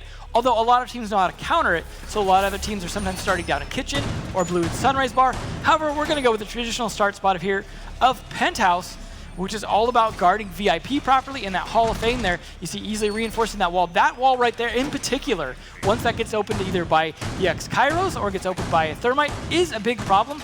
However, the attacker's not bringing a Thermite, just the X-Kairos of Crazy. So if he could take control of VIP and open that up, we could see a potential plant. But it's risky. Trying to push into the other bomb site much harder. Now, what a lot of teams would do as well is open up the wall that Rogue, Brian just reinforced through the hallway and have a clear line of sight into attackers recovered the bomb diffuser. Relax Attackers area, are if moving you out will. to But locate a bomb and defuse it. here is both walls going to be reinforced. But they opened up the floor underneath. That's the important thing. They've opened up the floor, and that is where Brian is going to be able to play. If he stays downstairs and uses those cameras to know when it's safe to move into that kitchen right there. What? That's a good start. All right. Good. Hello. Good morning. Crazy's going to go down. No on the hard first shot. breachers left now. They cannot attack from VIP. That is a big deal. They have a soft breacher or 2 left here. From the Lamborghini doorway, gets him, takes him down. Unfortunate. That is not going to be great. He's going to be ghost right in that Lamborghini. JJ's still alive here with the glass. They're going to be able to put a lot of pressure on from the windows. They're going to take VIP quickly in Hall of Fame. So they do have a lot of control, but just now a lot harder to take. They did leave a lot of the rest of the wall soft, however. So they're going to open that up. They also have the Zofia of Walk to be able to help with that too. They could open up some of the bathroom wall, but the mirror window is going to be the big problem here, which easily is working right now. They're going to burn out some of the Jaeger ADSs. Now they're going to be able to use theirs to do some soft breaching. Or mind you, well, it's no longer a problem because back in the day, you could use Habana with Kairos to burn out the ADSs. No longer the case as they do not get affected Now by you're going to have to use those stun grenades for that again, like he used to. But Morrow smartly reading into the flank and then gives up on it. Brian left to be able to hold this. Oh, there we go. Holding it from a tighter angle instead.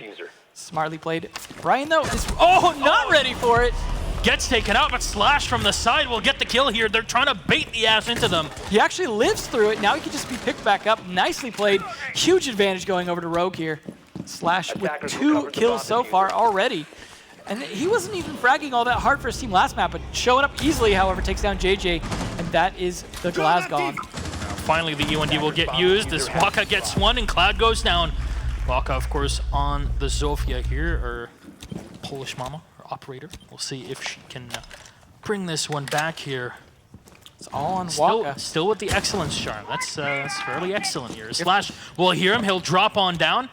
We'll try to contest him here on the Cool Vibe stairs as Heads in through the blue bar hallway, finds the shot. No! Slash is ready. Just too high, just above his head. Maybe grazed a hair or two, and that was definitely Slash holding the angle. Look at him adjusting his own crosshair as well at the last second.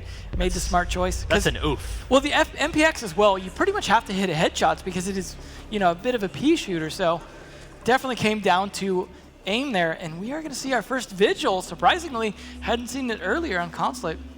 This is a good map for it, though. A lot of rotation possibilities across that top floor, but they're going to be playing downstairs, which means that Vigil probably will be on the roam upstairs, as we're going to start on Kitchen. And we're also going to see another glass here, this time from Slash. So that should be interesting. They are still going to be bringing just the one hard breacher. So a similar lineup for the most part. We'll see if they can play this a little more effectively on defense than they did on attack, though. But Slash with that spawn peek and then that pickup to save his teammate. Nicely done that round, especially. They've woken up. Getting the information and then immediately jumping down. This is the type of team play and game knowledge that we're expecting from Rogue. And you know what? It's here. It's working out. As you said, they finally have woken up. And we'll see how... At least the NORA-Rengo still looks like they're in good spirits still. We'll see if the sun rises over our Japanese team here, because after that first round, it might take them a while to come back in. But there you go. NORA-Rengo starting off now in the kitchen and the stock. Wow, 4K for Slash last round. Only giving one over to Easily. That was nice of him. Very generous. It's team play, right? Absolutely. Or you could say that Easily took the last one from him, right? Yeah, a little ace thief. Yeah. But either way, though, that was a great start. Starting off with a spawn kill like that is a good way to put your team on the off foot, that's for sure.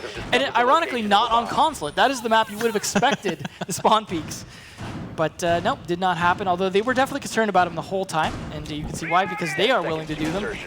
Now, but that's the first round. For me, if there is one bomb site where you should 100% bring a glass on the attack, is this one. Yeah, the long angle on that kitchen window or the doorway are both brutal. We'll give a shout out to Vitality Zephyr, who's, in my mind, the best glass in all of Europe, possibly the world. And he can just sit down and hit every single pixel, take him down. Because there's these drone holes, you can definitely use them to your advantage. Nice angle there from the Ash Eclipse. Now they've got to get that Claymore there, of course, to be prepared, but they're not prepared for that run out. Waka punishing Shuttle for that spawn peek that we saw last round, and even willing to contest the hatch. He's feeling confident. Yeah, Hibana, both times is the Hibana going down. Now, here there's no banner on NORA-Rengo, so the effect of the Hibana would have been even stronger, but going in easily will go down. It's just aim practice for Waka here. Fire everything. It's working out for him, though. This is like watching a bolo stream. The leans. Well, he's going to open that wall up, though, and start putting some pressure here. Waka with very low health. He's going to have to hide under the toilet at this point, as that might be where he gets flushed in just a moment. Every shot missing here. As Eclipse is bringing the G36C. It's definitely not a common one. Maybe he'll spot the leg here. Oh, it's right there! Waka's going to spray through the wall. There you go. Eclipse finally takes him out. Unfortunate. Still, though, he wasted a lot of time. There he gets some nice shots coming out. Angles being opened up from that glass are definitely going to help here. And then Brian making sure the top floor is as clear as possible. They do need to find that Vigil, though, if they want to be able to pressure the bomb site without worrying about a flank. And Moreau is hiding in theater, just waiting for his time to shine as they start to push in. Brian, though, could spot him. He's got to time his use of his... there you go. He knew exactly when he was coming in, because you have a lot less time on it now. Oh, again, Mario! The headshot on Eclipse, 4v2, and this is just the... Oh, nice. Good trade. Nice. Brian will get the shot through, but this is a trade around of exactly what we saw in the previous round, but in reverse. And now it's only 2 versus 3, as you see the glass downstairs. 55 seconds on the clock, as the Mirando will get taken down. Nicely played from above there. They know the angles. They know how to play against Kitchen, but smokes come out, and now they're going to be able to use glass to their full effect. However, they still need Brian to get downstairs, and he's taking so much damage from the C4.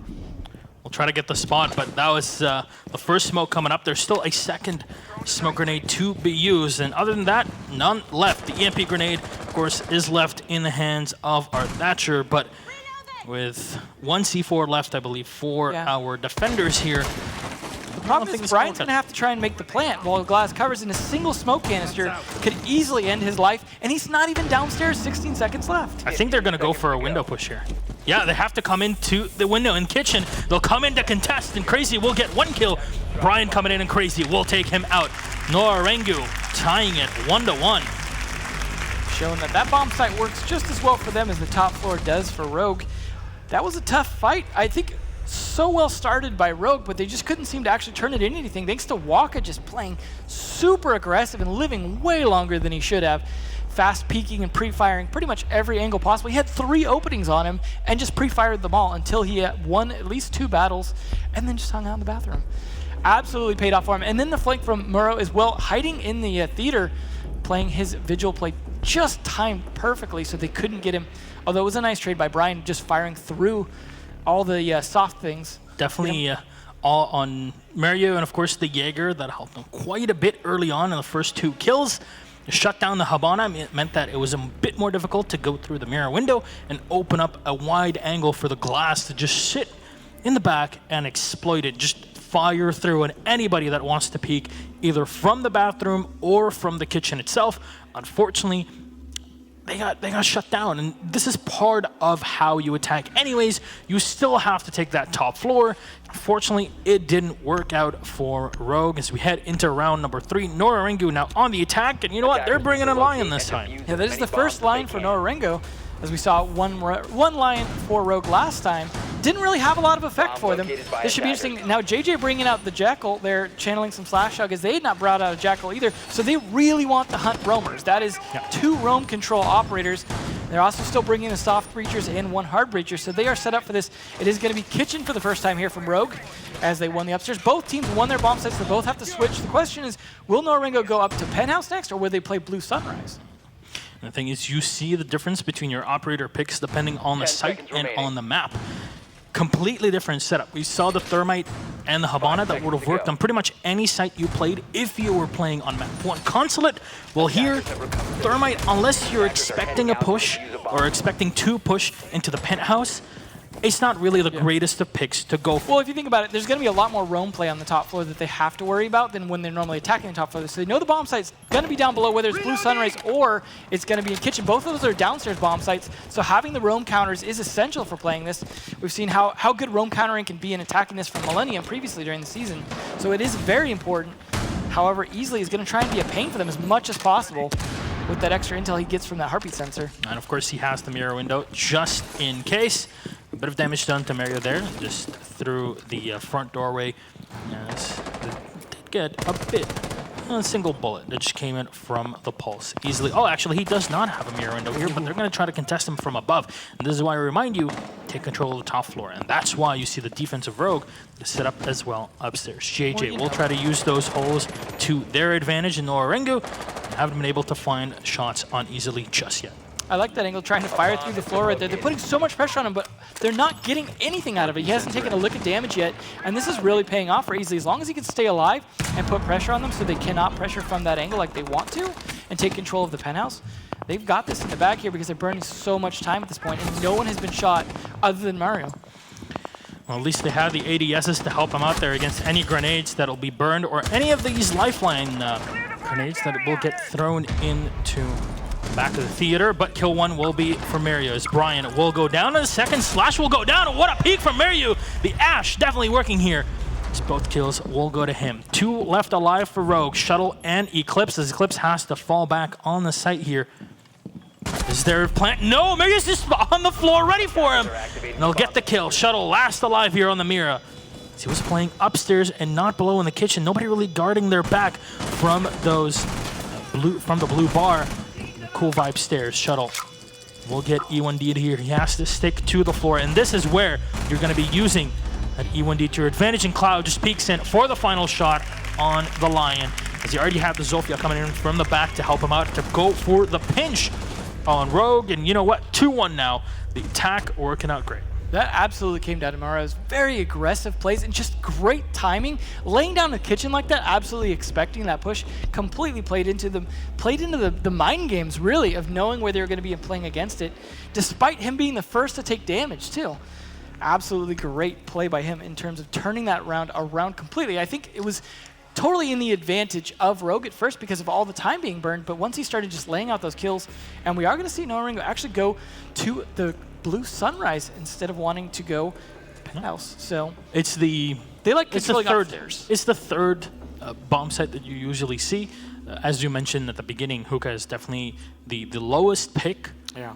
Whereas we see both bars actually being played. Blue quite a and bit. Sunrise is a difficult one because there's so much open access in the Sunrise bar to look three at different windows and doors. The timing with the breaching round to come in, perfect timing. Not even looking in, just shift right in, and we'll get the 2 kills, and then Mario gets 1 more that lands on the ground and just waits for his opponents to push in. So that was perfectly executed by NORA-Rengo. They didn't even need that lion. Yeah. Just use his gun at that point. Now the interesting thing about a Blue Sunrise bar defense is that the smoke has a huge bar to play behind. Yeah. You cannot shoot them through. But if they get top control above that, is such an easy spot to pre-fire down behind the bar. And that's the thing, is it's all about top floor control.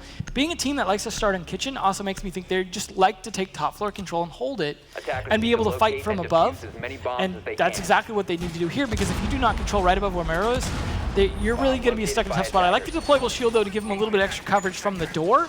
However, it's the ceiling he's got to worry about. Slash is going to be again on that glass, which may or may not be as effective on this. He does have some nice angles from some of the windows and doorway he can use to his advantage, but he's got to be able to play against the A-bomb side as well, which you can fight from some interesting angles if they don't reinforce the entire wall going into the courtyard. You can't even fight it potentially from there to be able to take control of that for that plant. But usually we see most people trying to push in to be the Sunrise bar. Before insertion. See the setup here. Still have to defend Hookah, that's for sure. You see the walls that have been reinforced. Not all of them. It gives them a way to rotate between both sides. You see Cloud now is trying to open things up with his ITA shotgun, just to try and contest anybody walking in. But going into the blue bar is not really something that'll happen that often. They mostly want to play out of it. They want to play Sunrise. Just safeguard that as long as possible. But I think Slash could really be a problem for them here, especially if Shuttle can help open up angles through the hard walls as well. I think they're going to depend too much on hiding behind that bar. Attackers drop the Easily diffuser. will drone in on the Capitao. Good use of Castle there to secure that, but there's a soft wall right there they could just open up if they need extra angles to get in, which they're going to push very heavily on Aquarium here, take control of that. There we go. They're going to just open up. They don't even open up the soft wall. This is what they have to fight against, though. They're coming in from the side, and Eclipse still sticking to the G36C. He was absolutely prepared for that flank, though. Turned around the moment he fired his remote breach. So great heads-up play by them. And Brian trying to make sure no more flanks are coming. They're doing a good job taking map control of the top floor, but they need to spread out from here. And the question is, can they force them down or kill them before they have to go for the plant? Bit of damage from below here, as Crazy is playing behind his wall now. That's two deployable shields. Attackers Yep. recovered the bomb It's deployable shield that they need to burn as much time as possible. Now the EMP is going to be used up here by Brian to take down anything that's set up below them, especially the goo mines that have been set up by NORA-Rengo, as Waka, of course, is on the Legion. Brian will come in. He'll spot the Jaeger that's still holding up. It's so difficult for them to deal with him, but as I say that, Waka will go down to Eclipse. Kill. That's a big kill for this team. If they could take down Morrow as well, this would round be about over. But Eclipse took a lot of damage in the process, at least. Here's those angles from that doorway I was talking about for Slash. If he can just open up the angles he needs, but he gets shot pretty heavily, forced back. They are going to continue to peek that wall, but he can open up a lot of it and then have Habana open up the rest for him. Brian, however, is just getting kills upstairs. That's Morale off the board. Drop the bomb diffuser. JJ bringing it back, though.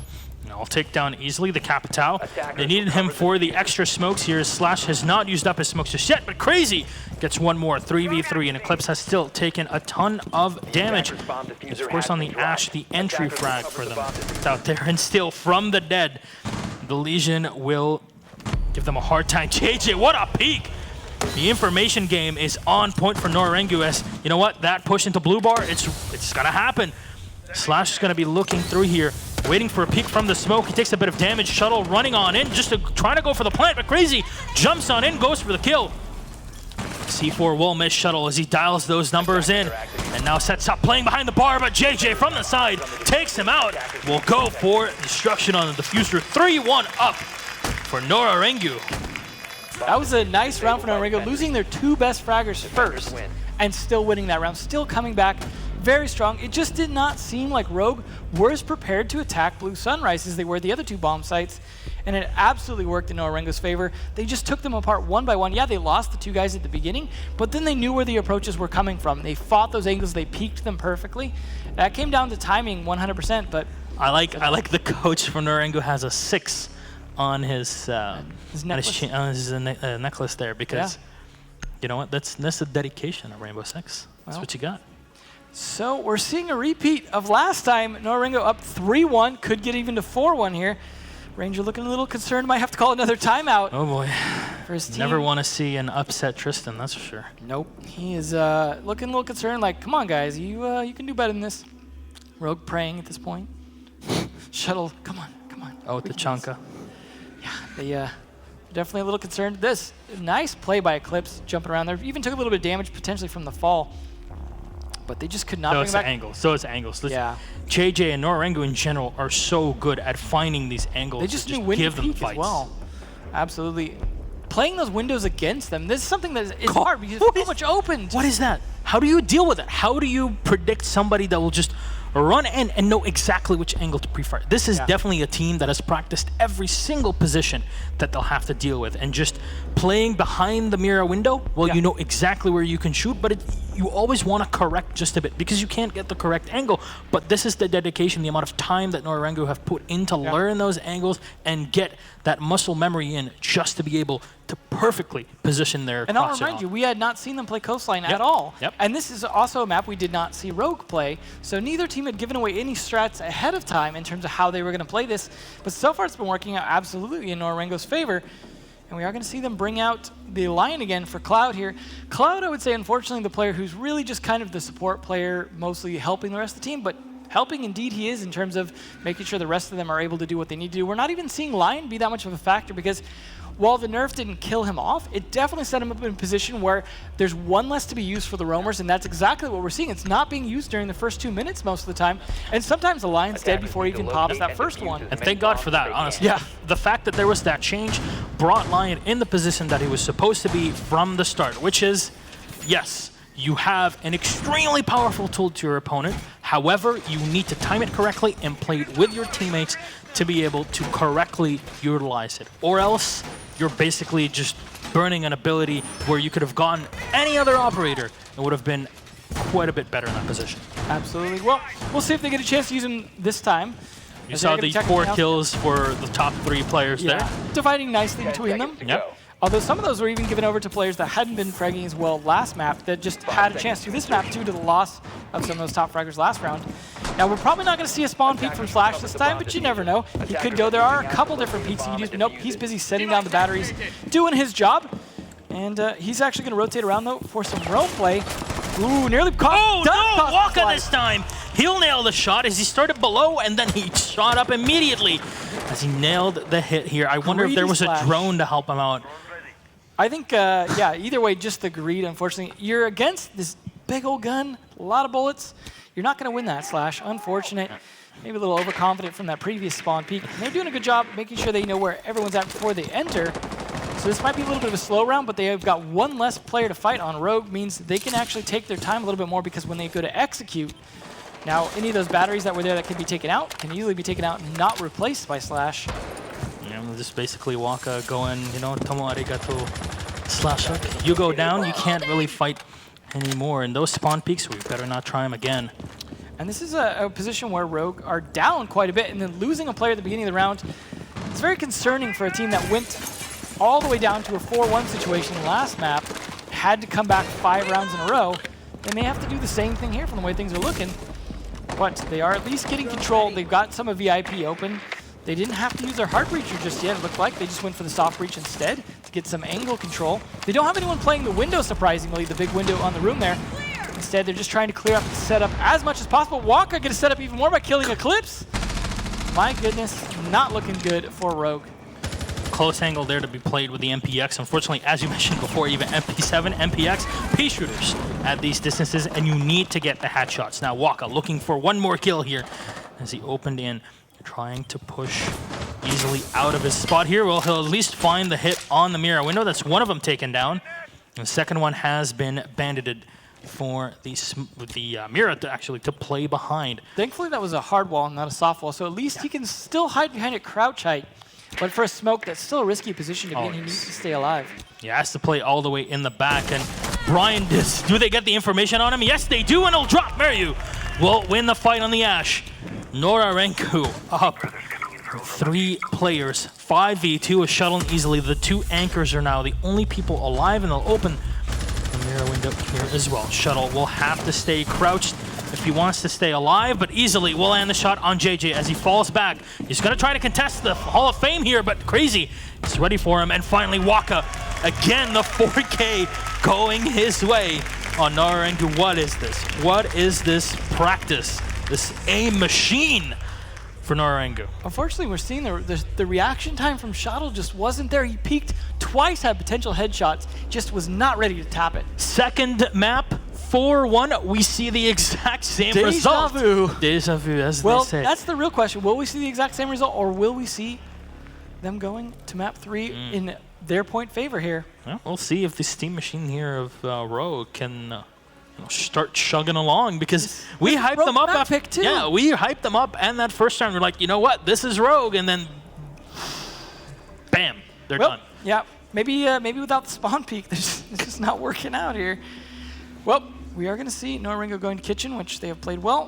Maro just devastating this team. It just seemed like they're on top of their pre-fires in reaction times far better than Rogue seemed to be. It's just, I would have thought the jet lag would have set them in a situation where the reaction time would have a little bit slowed, but I don't know if it was some Red Bull or what that they had this morning, but they are just on fire with these reaction times. Yeah, we saw him in the morning when we were having breakfast. They seemed, NORA-Rengo seemed a bit tired. Yeah. And you know what? Breakfast worked, I guess. It's all mind games. Coffee. Yeah, they were psyching us out even at this point.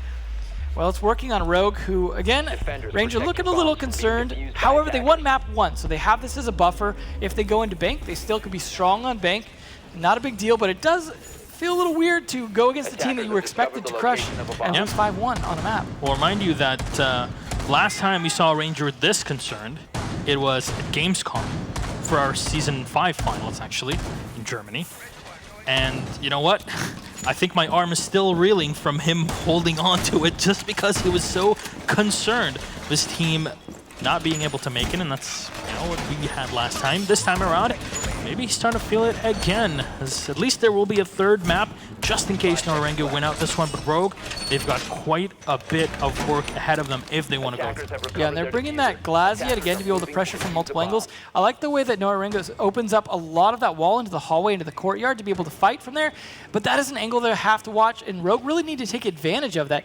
Now, last time they really struggled to take the top floor against Waka and Maro. If they can take them earlier in this round, that might bode a lot better for this attack, because that top floor control works in their favor to shoot downwards.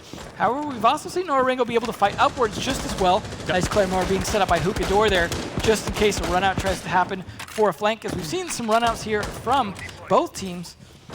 However, Slash doing what he did last time, which is opening up as much of that bathroom wall as possible from the safest angles so that they cannot play the bathroom all that effectively, because they need to push that doorway at some point with those smokes. And they have Capitao as the extra smokes to be able to smoke off the doorway as well as the long doorway by the kitchen. Now the angle through the drone hole that I was talking about before is all the way in the bathroom where you saw Cloud set up. There's a tiny angle that you can use through, and that's exactly where Slash is trying to set up. That is the Zephyr angle that we're going to call pretty much until the end of time.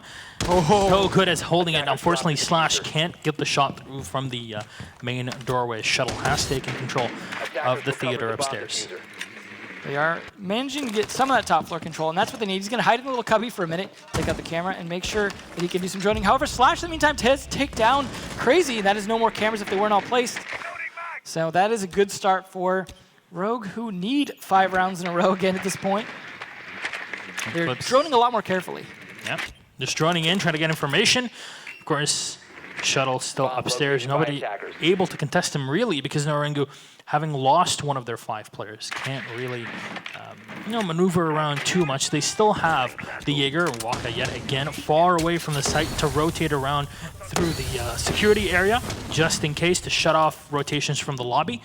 But we'll see how the diffuser plan happens here, because remember, Rogue have Slash on the glass, and that is a perfect operator to have if you are looking for... They need to plant soon as they pop both the smokes and one of Easley's. However, the C4 takes him down. Now they can't go for the plant statement. Easley's very low on health. Gonna try anyways. He's gonna run in. Can he get it? No! JJ spots the leg, gets the kill, takes him out. And this is getting NORA-Rengo a bit closer to victory on map 2. Shuttle, Eclipse, and Brian, the only 3 alive for Rogue. NORA-Rengo just sitting pretty on the site, and they still have not used that secret weapon. And as I say that, we'll lose Waka, who trades here. Eclipse will take him out, but Brian is the price to pay. As the mirror set up, the window has already been opened. Shuttle is walking in, 15 seconds in. The mirror will get taken down, 2v2.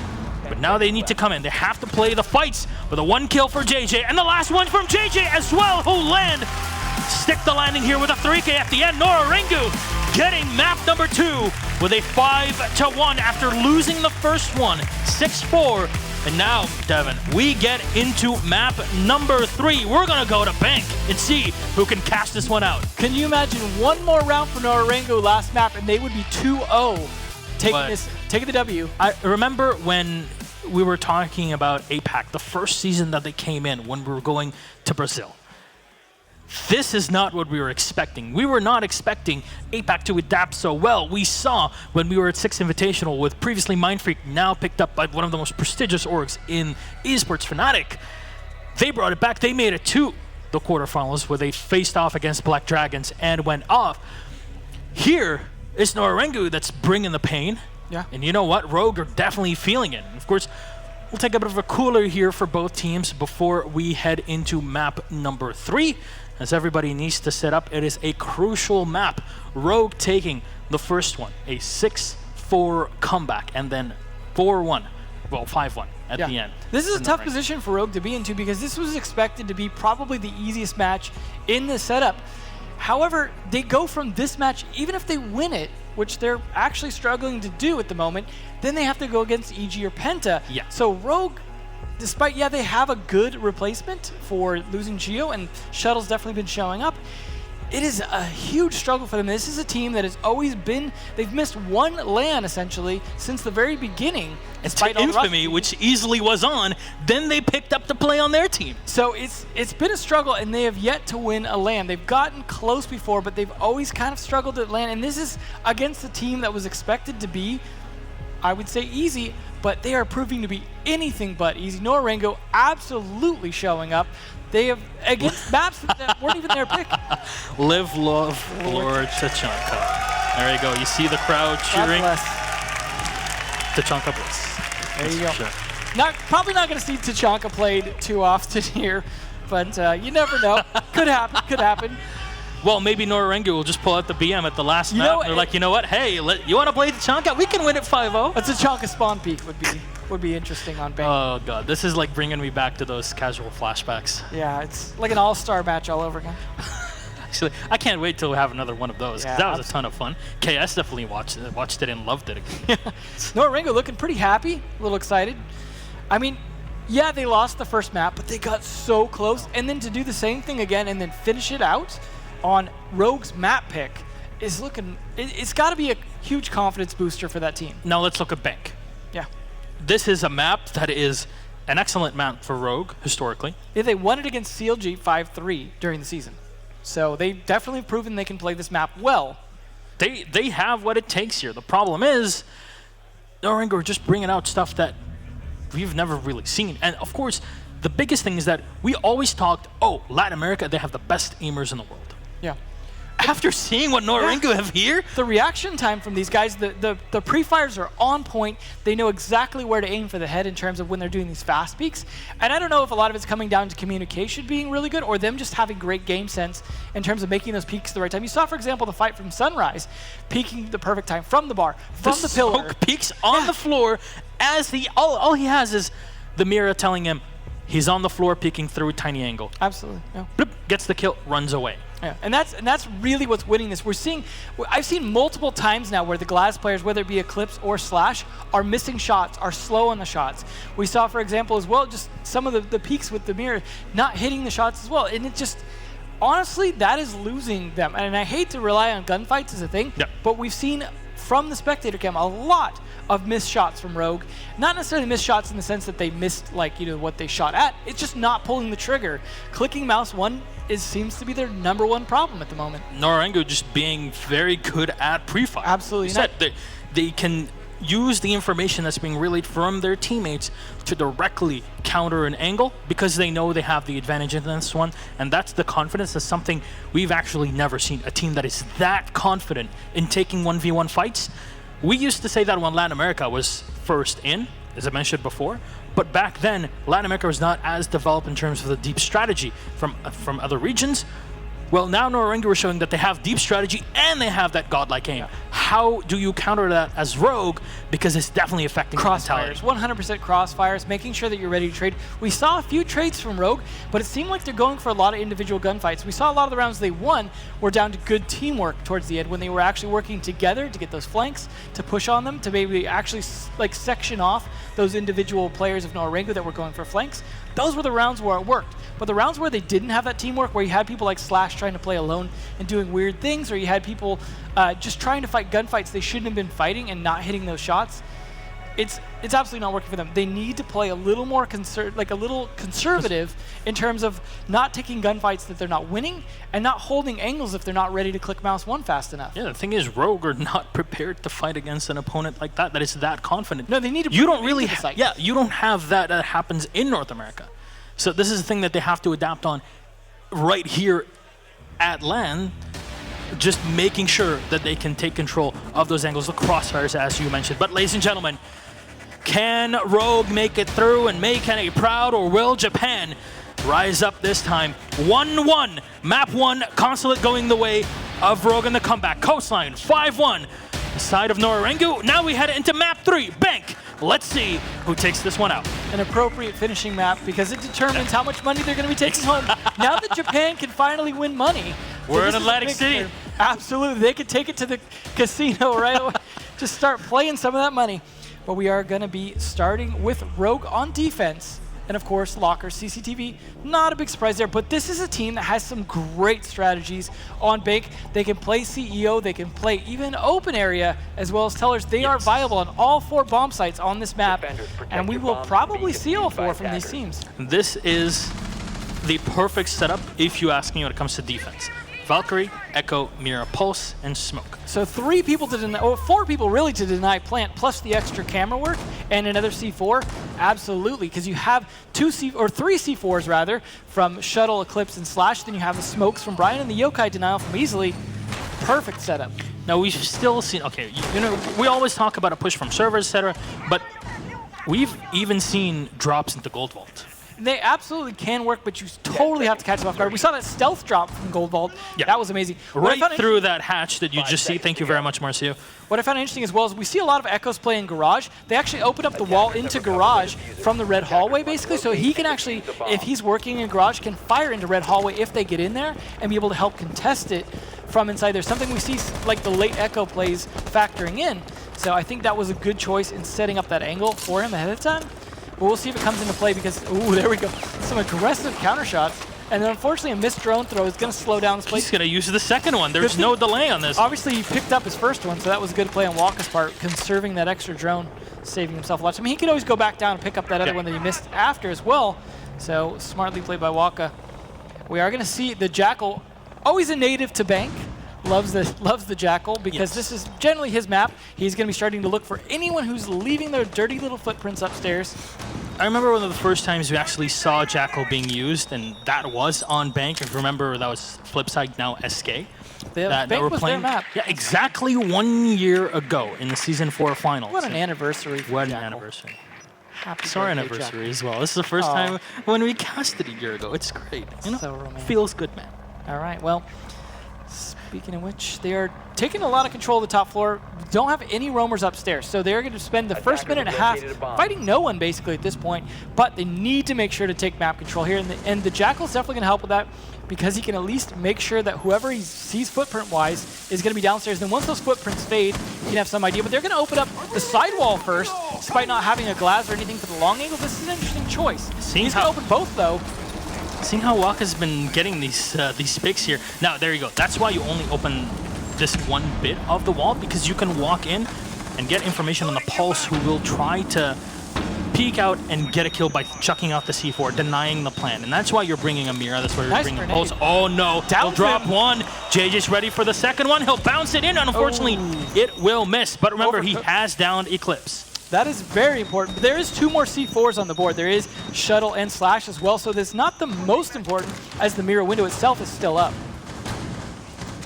Crazy has detected the first player, but he'll try to set up for possibly a second one. Here in this shot from Cloud, easily going down, and that's the Echo. That is a huge pick. They lose out on one of the 3 C4s. The smoke will get thrown in. Baited one out, and the C4 as well is going to get baited here, but Slash will rotate in and pick Eclipse up. They're going to smoke the window, but you know what? That's why you have the smoke and the Pulse. Waka, though, will hit. Eclipse will go down. Stay on the floor, son, here. Diffuser is going to get set up as JJ is contesting from the garage. Waka will get one more on Brian. 2 left alive and make that one. Shuttle, can he get his team to victory here? He's going to have to, you know, put the pedal to the metal. JJ is down. Still has to face the 4. He'll hit the shot on Waka, avenging his falling teammate. But just to run in, chucking in the C4. Can he hit it? No, he cannot.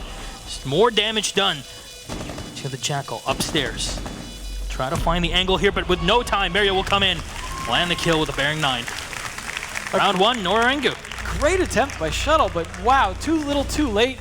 Unfortunately, the grenades on Eclipse are really what cost them. They had to spend time picking them up. He eventually got finished off by a 3rd grenade anyways. And so those grenade angles, absolutely vital in terms of countering that. They needed to have, I'd say, maybe even better Jaeger play in terms of probably needing all 3 ADSs in there to be able to counter that. And I imagine next time they play that, they're going to be a little more prepared for those grenades, because that absolutely cost them the round in terms of playing against that. Also, good smoke bait out by the Thermite as well, and baiting out the C4. So it was, I mean, it baited them out in a position where they were able to counter it as well and be able to get those picks down and secure the red hall. And absolutely paid off for the team, because now they are in, again, a starting strong position for the 3rd time. So NORA-Rengo showing that they've got bank strats as well. Something we didn't see them play, but they are definitely showing up for sure on this. I mean, that's the more typical bomb site to attack, though. So what I want to see is what happens when Rogue plays CEO, something they've shown very strong play on that bomb site, whether or not NORA-Rengo are ready to attack that. But they did show stuff on stream during the Pro League, which means NORA-Rengo had a chance to study that and prepare to counter, which obviously they just did on that attack. So they're going to be bringing out a Castle and a Mute here on the downstairs. So a very different lineup than we saw. No Pulse, no Echo, not even a Smoke. So they're absolutely depending on C4, but they still have 3 C4s because they have Waka, Cloud, and Moreau. All with C4s, I imagine. You probably wouldn't bring anything else on Mute. But they're playing with the Mirror upstairs as well. They're depending on this conference room hold. Oh. So unlike Rogue, which didn't want to bring anyone upstairs, they're potentially going with 3 to 4 people or even 5 upstairs. This is something I love here, because you can open the hatches and shoot all the way down. We saw Team Liquid using that. And you can even drop C4s down as well, something we've seen some teams do. The multi-floor C4 drop. I think this was Sexy Cake's position, basically playing all the way above. And he was playing an Ella back then, when Ella was so much stronger. If you're a 3, you can rotate down that much faster if you need to as well. So that is definitely an advantage. But they're already going to push aggressively from sewers, and Eclipse is in position, but Easley's not there. There we go. Easley's going to come around. They're going to do the same strategy of opening it up. Nice play at 30 seconds here, and they've got Slash to be able to hit that Lion now. First time Slash bringing Lion. They're going to do the same strat, but now they can make sure that the retake is much more difficult, assuming Slash is going to pop that. And the important part of this attack as well is to cut off rotations, just like we saw before. Either playing from the hatch, or in this case, as well having somebody in the garage. But Brian will get the first kill, and that's an elimination. Crazy. As the Jaeger's down on the floor. Nice start here. I think the, obviously Glaz a little more effective than a Buck with an ACOG here, but he's got to hit his shots. That's something that both Eclipse and Slash were struggling with. He's opening up a lot of the soft wall, though. They're getting a lot of angles and a lot of yellow highlighter to potentially show up here if they try and cross. Slash with a nice cross, speaking of which, from Garage is actually going to make it much harder for them to fight against the Glaz. And Lion finally coming out as well. Cole, a lot of damage done to Eclipse here on the peak. The E1D won't detect anyone, but you know what? Slash comes in, gets the kill. 3v5 now. Advantage for Rogue. The C4 will miss, and you know what? You don't have a pulse like you saw before. You can't really time things for the diffuser plant, and there you go. It's going to happen. Easily will get one more. Mario, though, will get easily at least to himself. The glass, unfortunately, eclipsed. One shot ready here. Habana go down. Brian down on the floor now. But Slash will use his E1D. They'll detect the last one. And everybody running up from Rogue. We'll get round number 2, and at least they tie it up. Rogue, they're not that asleep yet. No, but it did seem like they were struggling to actually defend the diffuser, because even though they got 2 kills before planting it, they still struggled against those 3 because NORA-Rengo just pop up out of nowhere. And like we've talked about earlier, those pre-fires are always on point in terms of catching Rogue off guard. And that was 2 attacker wins in a row, though. So that means they can continue to go to that bomb site if they want to, but no. Rogue are going to switch it up to their infamous CEO defense. Something there are some counters to, but there are some counters to those counters as well, as we've seen. So it really depends on whether or not NORA-Rengo studied this. We've seen even the castle impact nades being used. That's to what I'm take talking down. about, the counters to the Yeah, counters. there's so many ways to play around this here. Brian coming in from the back, watching the rotations, and just yet again cut off But your then losing opponent's the fight coming back. against Waka after that was a bit of a surprise. Like Waka just absolutely playing it smart, using that pillar there in the middle of that square skylight room to totally play to his advantage. We are going to see our first vigil here from Defenders, Rogue as protect well your bombs with from being Eclipse. defused by So this should be attackers. interesting. Slash always playing Rook on the site, taking advantage of the ACOG and that extra armor for that feet first prone. Always fun to see because he is very effective with it on this site, especially if they go with the deployable shield strat, which they might be going with, that they put in the long way to the door.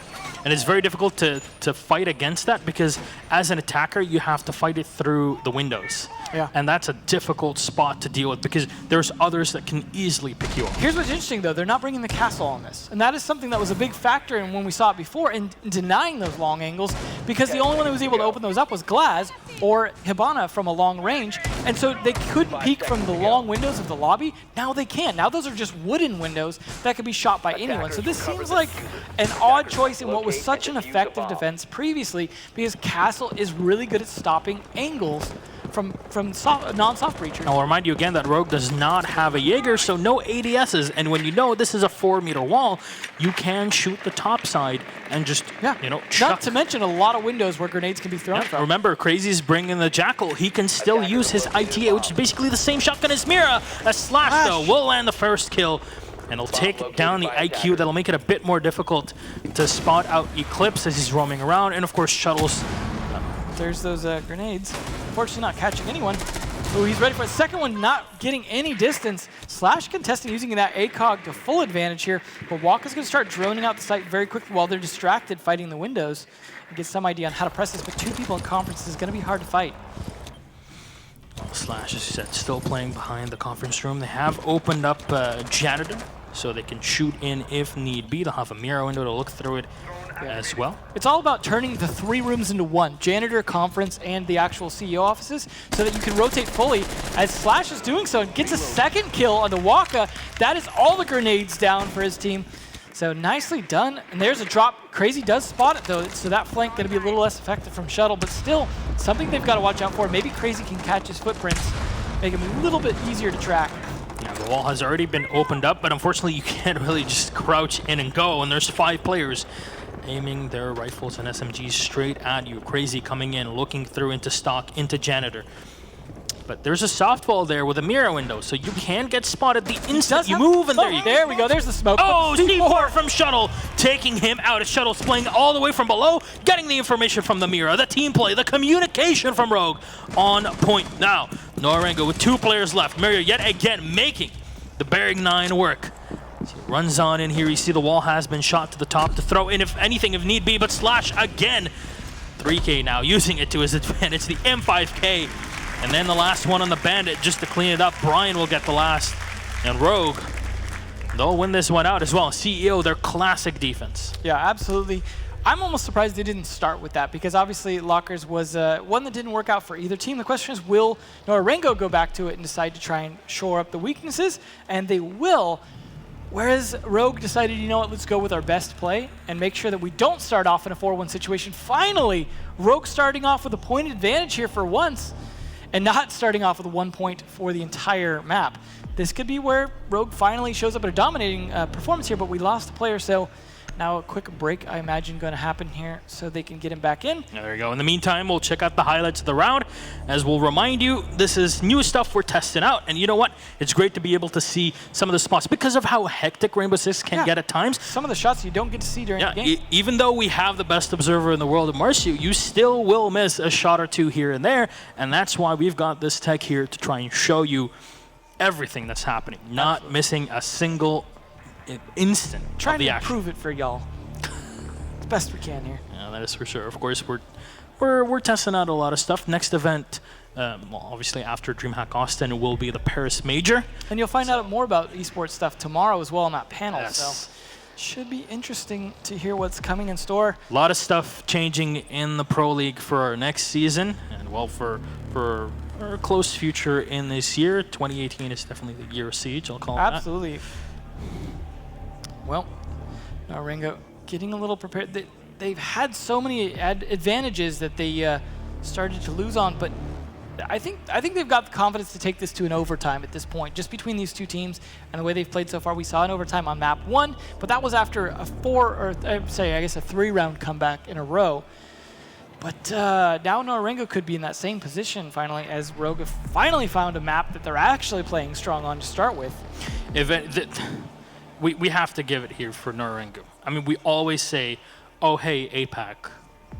Well, there's two Japanese teams that have shown up too. I want to remind you that Ainz also showed up very well at Invitational. Yes. And they were the other Japanese. They were so close to eliminating ENCE in the group stage. So as a region, we're seeing the small island regions of Japan and Australia. Both tiny island is Australia place. The tiny little island, the little resort they have there. But I mean, the reason I bring that up is it's very difficult for islands to deal with the internet thing when it comes to ping and playing with other regions. You don't have the geography to be able to play with a lot of the regions, and that really hurts you as a team. However, I think Fnatic going back with the experience that they had from the early invitationals, even Cryptic going back with the experience they had from the early invitationals, I think they brought a lot back that is really helping the teams in the region, and you're seeing that in NORA-Rengo today. You're going to see it in Fnatic later today, I imagine, as well. It has really been a big boon to that community, and I feel like it was like Latin America as well, where it was like a little bit of a slow start and then a huge jump. And those are the rematches. We're going to have 3 rematches after this. This is like the only non-rematch. NORA-Rengo Rogue is their only non-rematch. Our next one, EG Penta, rematch from the grand final of the 6th Invitational. In my mind, the best game of Siege that has ever been played. So far, this one's being hard to beat. Yeah, this is very much so, and we'll remind you, Game 3, Millennium facing against FaZe. And that is a fight back from Gamescom, where FaZe, playing back then under Font Energy, were able to knock out Millennium in their first LAN and Pro League since playing under Youngtis the year before, where they won.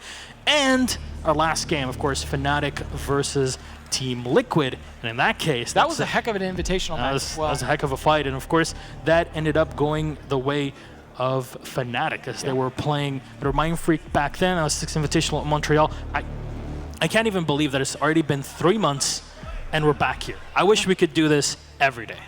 Well, it's definitely getting to that point with the way we're having longer and longer seasons, more and more events. 2 weeks from now we'll be in Austin. Yep. Hopefully people that are attending here can also attend that, but I imagine that's a bit of a stretch for some. However, that will be very exciting as well. A lot of these teams probably going to be there as well. I don't think it's been revealed yet. Yeah, we have. Exactly We have revealed all the teams that are going to be playing in DreamHack in a couple of weeks. So 12 teams that have been invited from Challenger League and from Pro League. We have 4 teams from Europe that are attending to play, among which Vitality, Mocket, Millennium that are playing there. There's quite a few from. I guess if Rogue don't win this, they at least have that to try and reclaim the game. I'll remind you, EG's playing there as well, so maybe so. And there are 4 spots in the Bring Your Own Computer tournament. So and I know there's anybody can come in and try to play and go in. It's definitely going to be a heck of a competition. Hopefully we get some good wild cards like NORA-Rengo been. But back into the game, saw Ranger smiling a little bit for a minute there, so feeling pretty confident what Rogue's going to be doing this time. Maybe took advantage of that little bit of a technical timeout that they came out with. We are going to see the same strat in terms of what Rogue's going to be bringing, which worked very, very effectively last time. They've got the Glass and the Thermite to be able to set things up. They have Shuttle if they need to clear out any utility like Jaeger ADSs, things like that. And then, of course, they have Slash to push from the garage. They might try and counter Slash a little bit more this time, as that was a big problem for them, as he got a nice flank on behind and pretty much put a big hole in their ability to defend against the server's push. So I would think they would do it. They could even go to shotgun that wall to open it up a little bit more to make it harder for Thermite to do his job, but it doesn't look like they want to do that just yet. They did leave it soft for the moment, so we'll see. I do like to see when that counter works a little bit because you open up the other angle, and then it's a little more of a pain to open up that wall. Slash is again going to be going for that garage push though. Assuming he drones it well and doesn't check face first, should be fairly effective. Does have the ACOG to fight those long angles. And Moreau is actually waiting for this push this time. We saw last time how fast Eclipse pushed in. This time easily droning for him is going to catch Pulse here, who looks away just at the wrong time. They're not going to walk face first into that. Still drone in here from Rogue, trying to gather up the information before they come in. Of course, they're back on the line. They got Brian. They got easily with the Thermite. We've seen the Thermite, how it's been played literally every single time here when they're trying to push below. Wow, and Slash punishes JJ. You know what? That's the smoke too? Yep. That is a big early pick. And NORA-Rengo still have 3 C4s on the board. And you know what? The smoke still can delay things with the 3 charges, but it's not the end of the world. The problem is now they cannot really contest their opponents and burn the extra time, so Rogue will have an easier shot. Both softballs. Now that's an interesting choice. You're not shotgunned at all. They're not doing anything to contest them just yet, but they can. They can shoot the Thermite charges, and then of course give Blaz an opportunity, and they do so. Nope, he fakes it possibly. I'm not sure if that's the second one or the first one was a fake, but Oh, he'll shoot it off. There you go. That's why they left it open. Nicely played by NORA-Rengo. Now, Glaz unfortunately didn't open up that wall ahead of time, and that kind of cost him a little bit in terms of countering that play. As I said, not sure if the Thermite was faking the first one. Maybe easily has a second extra Thermite charge to play with. C4 is going to get prepped here as Waka's looking for the information. Not sure if his Valcam is still active, actually, on the inside. So much time being burned here. The C4 will miss. We're at 1:10 left on the clock as the first of 2 E1Ds will get used. Smokes are going to get thrown in from both angles here. So they won't be able to spot the Valkyrie. That's just prone on the floor. He'll come in and he'll get the kill. The important one on the diffuser. Eclipse will get one more, but Cloud will refrag. Crazy from above, playing the angle. Gets one more, and Eclipse falls to the floor. Brian less alive now. Versus 2. NORA-Rengo will win the round. The Mira peeks in and picks up the kill. Really well played. Absolutely, it started with the Pulse. The Pulse hanging out in servers long enough to slow down their push there. We saw the first time they pushed it, within the first 30 seconds they had it open. Step 2, leaving the walls soft. Thermite could not do his job. And then Crazy hanging out upstairs, and the great contest by Waka from behind the bomb and the desk. That line popped maybe a little too late. I mean, the early kill by Slash was great, but after that point, he just wasn't effective in stalling them out with that flank, and just well executed by NORA-Rengo, absolutely deserving that win and just completely countering what Rogue were doing. Using the Pulse there to get the information. He rotated back right when he needed to, well, and forced them to drone him out while he was back in gold. So it was absolutely just reading into the attack because they used the exact same attack, and that's been a problem for Rogue. When we've seen them repeat their attacks, that's when they tend to lose to NORA-Rengo. And nobody pushed into the office in open area. Nope, they just left it. They just left it there. That's usually a spot where the Habana sits in. Well, there was nobody there, and just trying to charge into the one small doorway there, yeah, good luck. Well, really well played, and now we're at a tie here. However, that means NORA-Rengo won that bomb site. They're going to have to switch, and we'll see what their secondary bomb site is.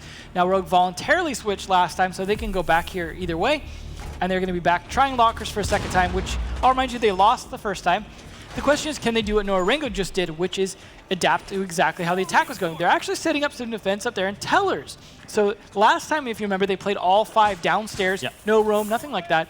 Obviously going to be doing something different this time. I imagine Eclipse is going to be the one playing in archives. That's typically the way you're going to see that played. And then he's going to have some rotation, and the castle from Shuttle, he's going to be help setting that up. So you see the way he's reinforcing the lone office wall and then castling that doorway. It gives him the ability to play in that hallway and rotate back and forth between tellers, archives, and even the elevator. Did they reinforce the elevator? That's the question that I have in this one here, because whilst they leave the hatch open, there we go. Okay, they're going to reinforce this just to slow down their opponents if they even think about going through the elevator. Yeah, they reinforced the typical 2 spots, but then they left the admin office one inside open area open in case they need to rotate out, and they're actually playing it open as well. So this is a very roam-heavy strat, and it's all down to Shuttle's castle. Yeah. As you mentioned before, it's very odd to say, but the castle is the flexible pick. He can do whatever he wants because he can reinforce or open up as well using his impact. Now, of course, Slash, while he's going to be useful downstairs, he may also be really useful here in helping the roamers know where they can safely play. As long as he can call out where they're attacking from, they can start to move around and rotate to different positions. But Waka's already taking control of CEO and opening up the floor to put pressure on Archives or Teller if they sit in there. So this was a smart play, taking advantage of the fact that they weren't playing upstairs. The question is, are they going to expect no roams because there was no roams last time and not drone it as effectively? Or are they going to just be careful and smart, take the map control that they can? And now you forced all 5 downstairs already. That is that was a lot of wasted utility to just go downstairs. Unless they're going to come for a late roam towards the end, like perhaps up one of the stairwells when they're not expecting it after they're focused on server stairs. That was, I don't know, it seemed like a bit of a misplay by Rogue, dedicating all those resources and then just dumping it. Well, at least they'll get the spot at one player here above. That's Waka maneuvering in. He does have a grenade to take down the wall there that was reinforced by the castle. We're going to open up at least the one hatch. C4 is going to miss here as there's nobody anywhere around the tellers. And you know what? They were maybe trying to bait in a player, and there we go. They'll get the information. Unfortunately, that was right after they lost the C4 that they could have gotten a pick through.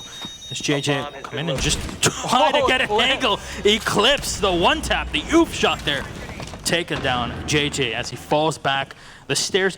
Fighting an Ella in CQC, that is definitely a terrible That's where position that gun is still a beast. Yeah, and that's really her spot. Her design was all about being that CQC fighter that will basically win any fight up close, and this is the perfect line of sight that you can give any Ella player here, especially Eclipse. As he moves up, actually, instead of coming down. He will get spotted, though. A shuttle peeks in, sprays in, can't get the shot, though. Oh, the timing here. These flanks are definitely going to help. Eclipse could be the thing that wins this. 25 seconds left. Cloud will come in. Now remember, they do have an echo, so they're going to try to delay things as long as possible. As NORA-Rengo come in, Crazy will get one finally. Need to go for the plant real quick here. Cloud setting up, but no. 2 kills coming in for Rogue. That's Waka and Crazy. Mario with 1, but Brian will shut things up. The last one will be on Cloud right before he can dial in that enter key to make sure they can set the diffuser in. Rogue roaming all the way around. And yet again, like we saw on map 1, even though they lost it, they're playing cat and mouse and they're winning it every single time. Even though you didn't see Easily on the kill feed there, he was vital to that defense, though. You heard how many times that Yokai went off and delayed that plant. That put them in a position where they were forced to fight gunfights they didn't want to be taking. They wanted that plant down so they could just watch it and pull Rogue into them. Instead, they were forced to engage with Rogue in unfair situations that just worked out completely. The smoke even probably backfired on them at that point because they had less visibility to fight the angles that Rogue could approach from. And because they didn't have garage control the way that Slash had been doing previously, they just couldn't fight it. However, also this play here from Eclipse, I love the way that Eclipse went upstairs, shuttle backed him up, took his spot, and continued to push them back with those pre-fires. Absolutely worked out in his favor. And then Brian, wow. You're sitting in the doorway there, you can get spotted very easily. Mario trying to save the day there, but unfortunately Cloud was already down and he couldn't turn around fast enough too to face late. a second. Yep. You can't really blame him for the position there, but NORA-Rengo didn't really know what to do with, I think early on, the way that things were reinforced by Rogue, it definitely threw them off their game, but they got it back, and they got the pick off of it. But unfortunately, the Yokai, the Echo drone there. Oh my god, it saved the round. But now we go to a Teller's Archives defense. So Slash really showing up with 7 for his team so far, and they are only 1 point ahead. Now they've got to play Tellers. This is going to be Nora's secondary site, which we weren't sure of previously. They could have gone with CEO or with Open Area. Open Area is definitely a lot riskier and has a lot lower win rate, partially because it's not played that often, but it's much more difficult. Sneaky camera spots in the plants there. I love positions there with the Valkyrie cams. You can do so much because you'll always get detected, or you don't know where you're getting spotted from. But hey, it's hidden perfectly. It's just a bit difficult of a place to look into and find, especially with the camo, because I believe he's using the elite skin there on the Valkyrie. It makes it a bit more difficult with the camo. Yeah, well, they are going to be setting up a lot of resources upstairs in CEO in the janitor closet because this is a bomb site you need to defend from above, like we talked about earlier with take top floor. This is definitely one of those. Taking stock is usually a big way a lot of teams will take it, as well as trying to take from this doorway here. We see Eclipse at. they need to be able to pressure them out of that janitor closet, and that's where the mutes can help. They had a mute jammer at the door. They have castle barricades to try and deny a lot of approaches. But this is where Buck is all that much more useful, because now you can put pressure from another side, and now that window having to be used by Waka to try and fight this, as they can try and pressure from the closet door. And there's the sneaky cameras there from Waka paying off. Does spot one. However, the pre-fire, not going to hit anyone, but Eclipse takes down Crazy in the meantime. That's that castle. At least he did his job before he died. Bana still trying to crawl way through here. The peak coming in, and that's a quick pre-fire on their drone. This Eclipse is still set up on the side here.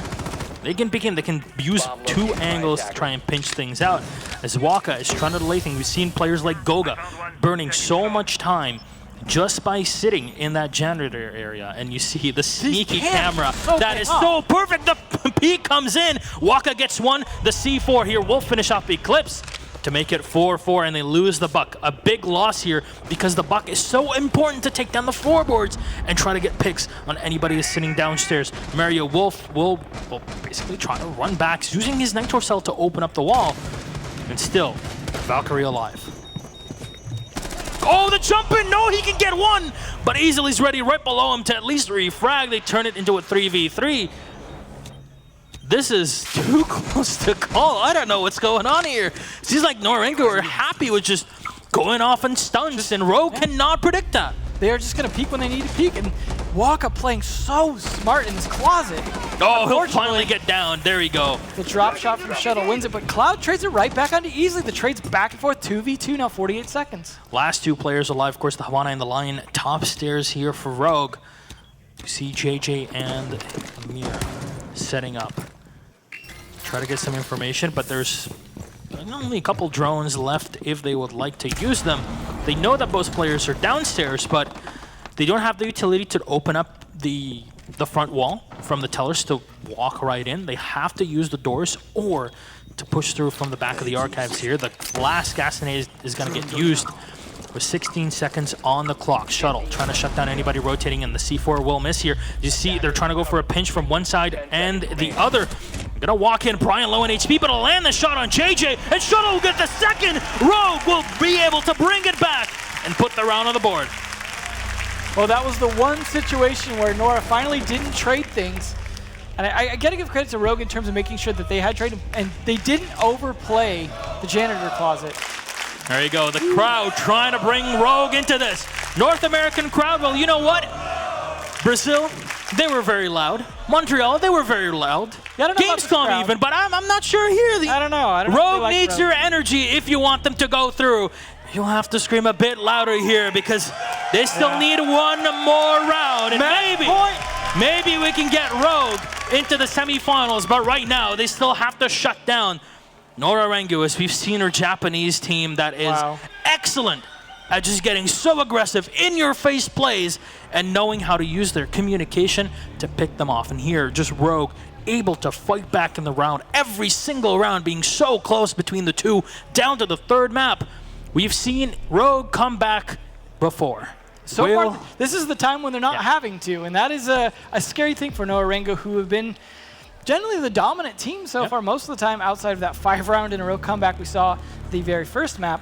It looks like they're struggling with some player dropouts as well again, so it may take a second to get into this, but we'll remind you as well that we do have timeouts. And we had this implemented right at the end of the online season, where our community manager PK was able to release it for everyone, and everybody knows that you have a minute, you have a timeout to use per team, per map, to reset. Make sure that you can realize what the problem is, and then bring yourself back into the game. And NORA-Rengo are definitely trying to use it to their advantage here, because they're down 2 rounds and they need 2 more to bring it to overtime. So advantage definitely in the way of Rogue. At least they don't have to do a 5-round comeback. It's a situation. Well, I mean, if they want to win, I guess it needs to be at least 4 or 5. And still, it needs to be 4 minimum, right? Yeah, 4 would be good enough. 4 in a 2 row. to overtime and then 2 to win. But either way, Ranger looking a little concerned because he wants to lock this out, let his boys rest a little bit for their next match tomorrow. And they do start off, well, the winner of this game and their next one will be the first matchup for tomorrow's semifinals. So being able to finish off as early as possible obviously gives you the advantage to just go home, well, get up here to your hotel room, watch VODs if you're the coach, let your players relax, rest, get some food, chill, and then get ready to practice, because we do still have our practice rooms where everybody's going to try and go and play a few more scrims before heading into semis. But we still have to figure out who takes this third map. I'll remind you, the winner of this map will make it to the semifinals, get a fairly substantial bump in their in their cash make it at the end. And as you mentioned at the start, Bank, definitely the one to go for. But I mean, you got to imagine in NORA-Rengo's position, let's say they win this. Who do they got to fight next? EG or Penta? Now, I don't think they care who they fight. At this point, yeah, I would be happy to just be moving on to the next match, but that is such a hard fight. I mean, this is already a tough battle. You make it through this, yeah, you're battle hardened, but I mean, I would be scared, but at the same time, I would be very proud of them at this point in terms of coming this far, because I gotta admit, they didn't show a ton at APAC finals that made it seem like that they were the team this strong, but whatever they did between then and now is working. They are, I mean, yeah, they're 2 points behind, but to get to this point against the #1 North American seed, whose team has been around forever, this is a big accomplishment so far, and it is not over yet by a long shot, as we are finally into what could be the last round on Rogue's best bomb site. CEO for Rogue and NORA-Rengo have to go through this one. Now Rogue will bring pretty much the exact same lineup as we saw before. We see Eclipse. Yeah, last time we didn't seem too effective on that. He did get shut down. When you got Slash on the Rook with an ACOG, yeah, good luck. 3K, yeah. I mean, that early pick definitely helped as well, and him just countering all those grenade plays on the windows. I mean, he played into it. He knew that they were trying to play for grenade throws through the windows to try and push people off positions, so he took advantage of the ACOG and just played a long angle. Nice set of kills there overall, though, by NORA-Rengo. 5 and 6 for most of the team. But here's the thing. We always say, oh, if you're playing downstairs, you always have to take the floor above if you're the attackers. Well, here, you're playing the top stairs. Obviously, you can't play on the roof really into anything Something playing the top floor then gives the advantage to the defenders, because then they don't have a roof above them they have to worry about, and they can play below for retakes and C4s and things like that. So but how do you clear this up if you're NORA-Rengo, especially when it's around you need to win? Do you take control of the lower floor, or do you try to go for the same failed tactic of trying to chuck nades through the window? You really need to take from behind, from the this open square area, if you can potentially, as well as pressure from the lobby side. They don't have a glass or anything for super long angles, but they do have plenty of grenades again. However, they're not focused on taking meeting, and that's the problem. Is meeting is the real problem here. The conference room is killing them every time, because 3 people are hanging out in there, having the conference of a lifetime, shooting bullets across at them. And that's why you mentioned, we need to take control of the other side, going through Spiral in the main entrance of the bank. Yeah, they need to take control of that janitor closet as well if they can. 4 people there, although 1 rotates out down to open area. So he will be a little bit of a problem for him late in the round. He's got the cameras to be able to get the intel in time. Wonder where Eclipse is. He's on vacation. He's invisible to our cameras. All right, there we go. Those stairs we saw him playing so well previously when they're defending the basement. He's just trying to be a thorn in their side as long as possible, because they need to clear those lower floors if they want to play the spiral stairs we were just talking about here in the lobby. They need to worry about him, because that's a lot of your back to expose. They do at least have people playing windows, but Cloud's not playing the most effective angle back at spawn there. Oh, the Slash still waiting. Hey, you want a peek? I have Go it. for it. Ready for you. It's the MP5 that he's been so proficient with. JJ this time will come around from the side. He does have the Jackal to help. And, well, Eclipse has rotated around through the skylight here, and they'll get the spot easily. Will help out Slash as they get the first kill on Waka. Not sure what he was trying to do by rotating very openly in the window there, as you saw everybody playing from the janitor or from the conference room as Eclipse close up, but nobody really to contest him. The drone just missing him either way. He's actually going to be a problem. They know he's somewhere, but that's a lot of space he could be at. Now they're trying to at least attack from the spiral side. However, they've not got anyone down, and trying to fight this feral turtle is not going to be easy.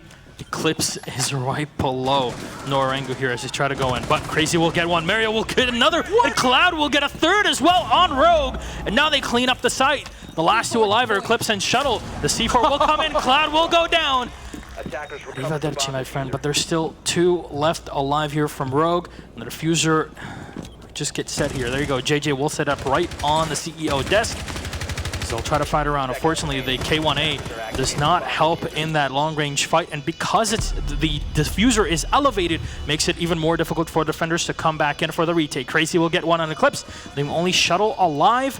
He's going to spot possibly the back here of the Habana. He'll get the kill on Crazy. So low on HP. All the Habana and the IQ now last alive. There's no grenades left for JJ to play around with, but Barry is ready. He's got the close-up angle. The instant he crosses into Janitor, he should get taken down. No! Shuttle is ready! There's still just a bit of time to go for the last contestant. He has to face off against the IQ as he goes in for the diffuser, and that's why it's an elevated plant. He goes in, and JJ, NORA-Rengo are able to get their 7th around here. So 3-4. That was way closer than it should have been. Shuttle, what a clutch attempt, though. He played that perfectly. His little bob up and down in the closet, just barely dodging that pre-fire. Oh my god. Definitely. Overtime or not? That is the question. It's getting dangerously close to that, and with how NORA-Rengo played on the last 2 maps, entirely within the realm of possibility here. Although that was a close one. That was a tough spot for them to be in. Now they've got to fight Tellers again. This was a tough bomb spot for them to defend. And I mean, it was one out barely at the end by Rogue, just because they had the Habana and the Lion coming in from the front and back to pinch out their opponents. But as you mentioned before, taking control of Janitor. Yeah. That is the important part for really defense Waka's or attack. camera was the thing that won them that. Absolutely. I mean, yeah, it didn't get all the kills, but he played in that Janitor closet way longer than he should have, extremely thanks to his cameras. The ability to know when to peek and when not to, it just made it so they couldn't approach that doorway and actually win the gunfights till towards the end, basically. Now, this is the same lineup that Rogue uses to attack the basement. However, it did work fairly well for attacking top floor last time, but it just, I don't know, it was a bit of a struggle in terms of getting control of that top floor. But NORA-Rengo have to win this round to stay in this and have a chance of going home. So they're going to be definitely playing it shuttle.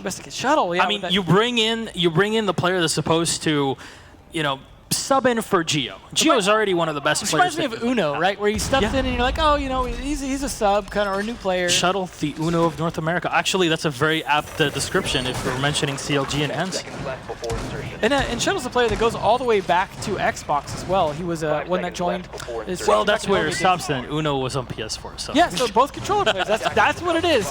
It's that controller instinct coming to play here.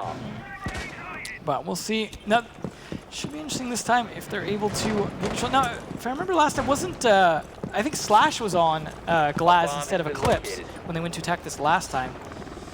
Brian actually looks like he could be going for the garage control first, and Eclipse is going to be trying to look for any freebies through the lobby. Always the way to play it when you have a Glaz on attacking top or middle floor, because you never know, someone might expose themselves and get that nice yellow highlight, click on it and win.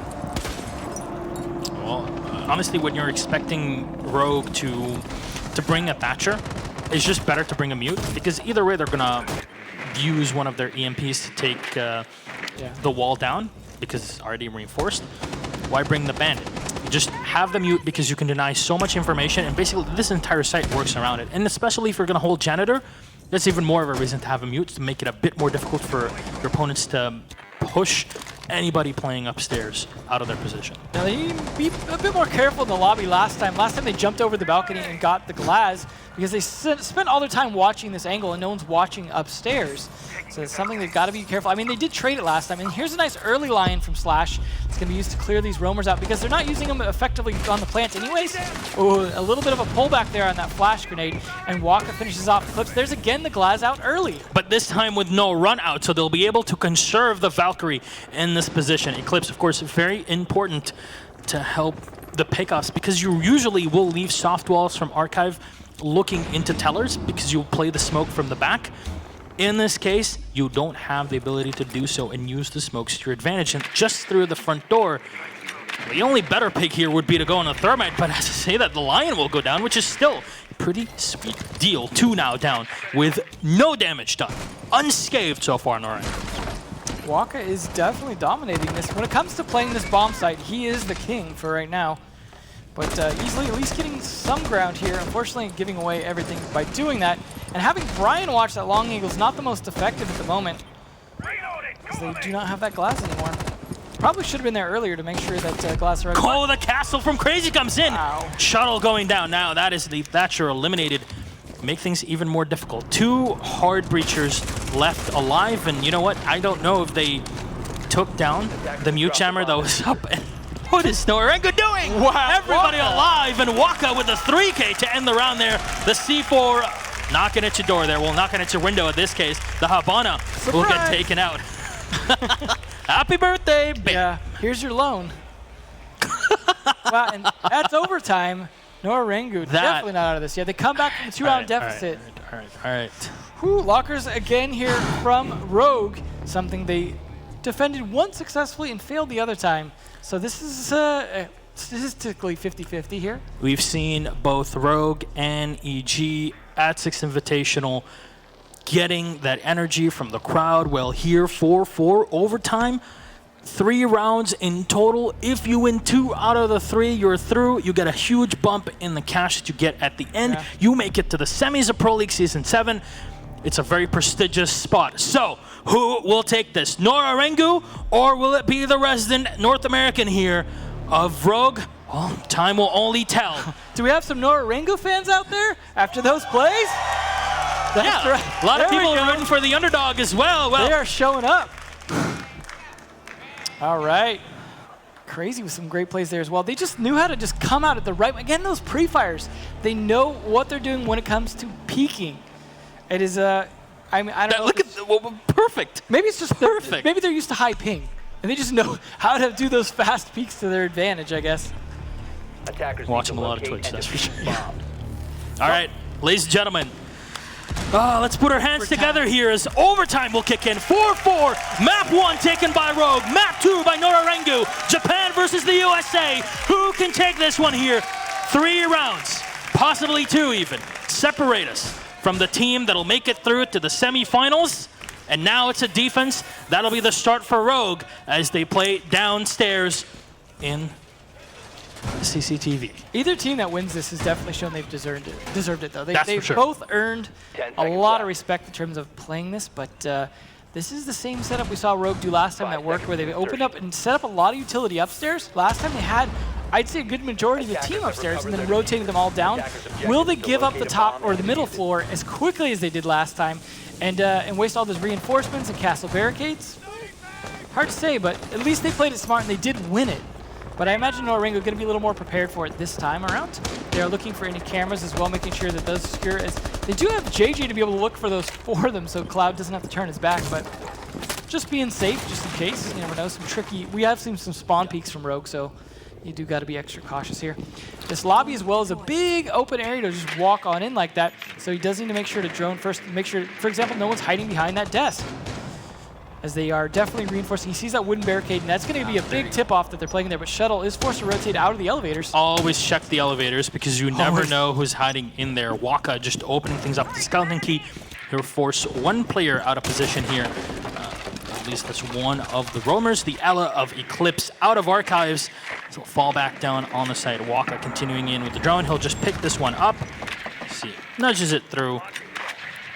Now just goes on down. Crazy. It's going to try to jump into the open area here through the outside window as drones are spreading out everywhere. Good drone work, though, and making sure they check electrical calls. All those small little closets that they've got to worry about. I assume they did janitor, otherwise that was just a big oversight. So they are forced downstairs. It looks like at least, yep, all 5. So we got easily playing in garage. Last time, he was using his echo drone to be able to make sure that there's no one approaching from garage, hit it under a car. It looks like this time he's rotating it back around, maybe deciding they don't bother to push from garage. Probably a good idea to rotate that yokai drone, as Echo does not have 2 yokai drones just yet. Some good Just yet. plays by Slash Hug Oh, here, though, boy. calling this out. He's going to play a little aggressively under this hatch, though. He's ready to potentially even throw up a C4 if he needs to. He's getting the information through the Echo drone as well, but he'll just fall back as he does not want to risk his position. A bit of damage done to the thermite. That is just through the smoke. Now, they tried leaving the wall soft as well, but Cloud's being smart, putting it all the way to the side, and they are pre-firing it well. Eclipse, though, does take out Cloud, and that's the thermite dead. Now he gets the second one as he just jumps right in from behind. They haven't been able to clean up Eclipse to just force them back with the buck. Mario's last alive, and how did that even escape them here? You see the Ella and the castle running around. Still, the Ella is alive on the top stairs. Mario trying to come in. Did they check the elevators? They should have info on Shuttle here as they'll drop through the gold vault. They'll drop one on the floor. Slash with the kill. Now 2 alive and make that 1 for NORA-Rengo. Is easily flicking it around. Will get the last shot there with the help of Slash. And round 1 of overtime will go the way of Rogue. They need 1 more round, Devin. 1 more, and you go to semis. And I think that was a flawless round for them, so that bodes well for next round. I got to give a lot of credit to Eclipse, though. Both times they defended that site, his ability to play flexibly on the realm, to be able to be downstairs, then upstairs, then downstairs, then upstairs, absolutely paid off that round as well. But then great plays. Again, we talked about the castle and the elevator. He just went downstairs, went to the other elevator. Decided, because they reinforced Always that check the hatch. elevator. Always. That's like, we've seen that before, Backfire, where you'll see, oh, they're playing the elevator in the top stairs, right by the CEO office, and you'll just have a couple players that are running around. Like, why did you not drone? You got 3 floors of elevators to worry about, and he absolutely proved why. I think that's why they have elevators. Is that what they're for? Yeah. They have stairs, it's fine. I don't think those elevators work anyway, so. Either way, we are going to see NORA-Rengo going back to Teller's Archives again. Now, both times, Waka was a big part of the reason they were able to defend this successfully. If he can hold it up again, we may see this to go to a 5-5 scoreline. If they can take him off the board early or like make him ineffective, that'll be a problem. And Rogue using their tactical pause here, obviously this is the last opportunity to get this match to use it. It's the perfect time when you're on match and map point to say, all right, let's think about it. And Just flips. Running in and getting these kills should not happen. No, that's why you have to control those server stairs. No Claymore, no nothing to set up from behind. Nope. Great plays by Slash as well on that pulse. Just blazing right into the gold vault there in the crossfire from the elevators, from the vault, from the doorway of the sprinklers. Just unfortunate for them at the end. They tried. This tactical pause being used to figure out how to attack this bomb site this time. They need to figure out how to more effectively attack because it's been a big problem for them. They need to keep the Glaz alive, for example. Slash going to be back on the Glaz this time instead of Eclipse. I wouldn't say either of them were more effective on it as they both died before getting any kills. So, I mean, we saw previously when there used to be those heavy pushes that they would do with Glaz on the lobby, they were very effective. So far, it seems like those are not being effective at all. He needs to be playing maybe at a bit more range where he can contest more effectively instead of standing in the middle of a lobby where they can attack you from above. All right, well, 1 round possibly. That's all that Rogue needs here.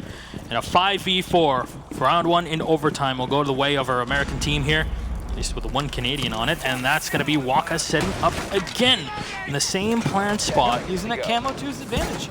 Now, they didn't find it last time as far as we could tell, so there's a good chance they won't find it this time either. It's not like they pinged with it or anything else like that. To get And there is no IQ as well to deal with it. Absolutely. So I imagine it's going to be very effective yet again. The question is whether or not Waka will hit those shots. And they've shown they can land those pre-fires. They know the timing. They have the aim for the pre-fires. So unless he just gets caught off guard, I think he'll manage. I mean, he did get, I think, basically 2 people pushed away before he was able to finally get pushed out, but it was like half the round gone at that point. So they've got to find a better way to push this janitor closet. There's a Thatcher that actually may take out the camera that time, depending on the range. So that might have stunted Waka's plays in that closet. He may have to rotate. I think it was thrown right at the edge of the effect into the shrubbery. Yeah. Oh, we just heard a shot as well that might have been on a camera also. So looks like they finally might have nerfed. Now they're smacking and pre-setting up the castle barricades as well. So they're getting ready to push where they need to. And Ubana doing a good job opening up the walls. This is starting to fall apart a bit here. Now, obviously no one's died yet, but they've lost a lot of ground on this map control. Yeah, Waka will have to fall back, so we won't be seeing that janitor hold from him at least. You see even the conference room. That janitor's so close. So important, C4 thrown in, no, but Slash will get the kill on Waka. Rogue. Ooh, that's a big deal though for how Waka's been playing. 4 more kills is all they need to go into the semifinals. As you see, Mario falling back onto the site and playing around it now instead of the top side. They burned quite a bit of time off of Rogue's timer here, but the fact that they have complete top control as CEO means that Eclipse is just going to come in and open up the floorboards, take down mirror windows that are set up, U-jammers, and pull back the smoke if it's hidden somewhere. They'll use even the castle barricade to their advantage on the attack. Now what he's got to be careful about is playing Buck upstairs with half health like that means that the C4 doesn't have to hit you as directly to get the kill. So there's a much higher chance that he could be overplaying his hand upstairs. However, if he dies opening up all those holes, at least the rest of the team gets to use those to their advantage. So it's not a big deal, not to mention the C4 itself will probably open up a hole if they get to that point. And looks like the MP5, though, will do a good enough job onto Brian, and that is Hibana down. Hopefully they got all they needed out of those X-Kairos, as we heard earlier, because otherwise it's up to easily to breach the walls. Yeah, they'll get the refrag here very quickly from Shuttle, but it's a 3 versus the remaining 4 of Rogue. Damage done to Shuttle and to Eclipse, with all 3 from NORA-Rengo still alive and full health. Easily will come in here and open up the back wall. Shuttle gets one more on Crazy, but Cloud will come in, dropping easily. That is a big pick here because that was the diffuser carrier. Cloud needs to try and stay alive. He's got a Nitro Cell to play around with as well as he peeks in very quickly, taking a bit of damage as well. The top side is where he has to worry, and the C4 will just detonate right next to the 2 players, not really taking them down. Shuttle very low in HP here. The flick won't work. Shuttle and Slash will get the last 2 kills, and Rogue, our North American team, will win it, but just by a hair, Devin. They make it through to the semifinals. That was a lot closer than anyone here expected it to be. NORA-Rengo played fantastic and absolutely deserve a round of applause as well as Rogue. But Rogue, the winners at the end of the day, and now they move forward to tomorrow to their hardest match yet. Gonna have to take a bit of time, and it's just some time with Ranger thinking about what they might have done wrong. Yeah, what happened here? And this is also a thing, because both EG with Bacon and Penta with Shafts are watching this game. They're getting information on what Rogue have done right and wrong, and what really NORA-Rengo have had that is an impressive bit of play, or some of the styles that they can maybe adapt to their game tomorrow versus Rogue. Whichever team makes it through, that is the upcoming game, though for now, we'll congratulate Rogue, and also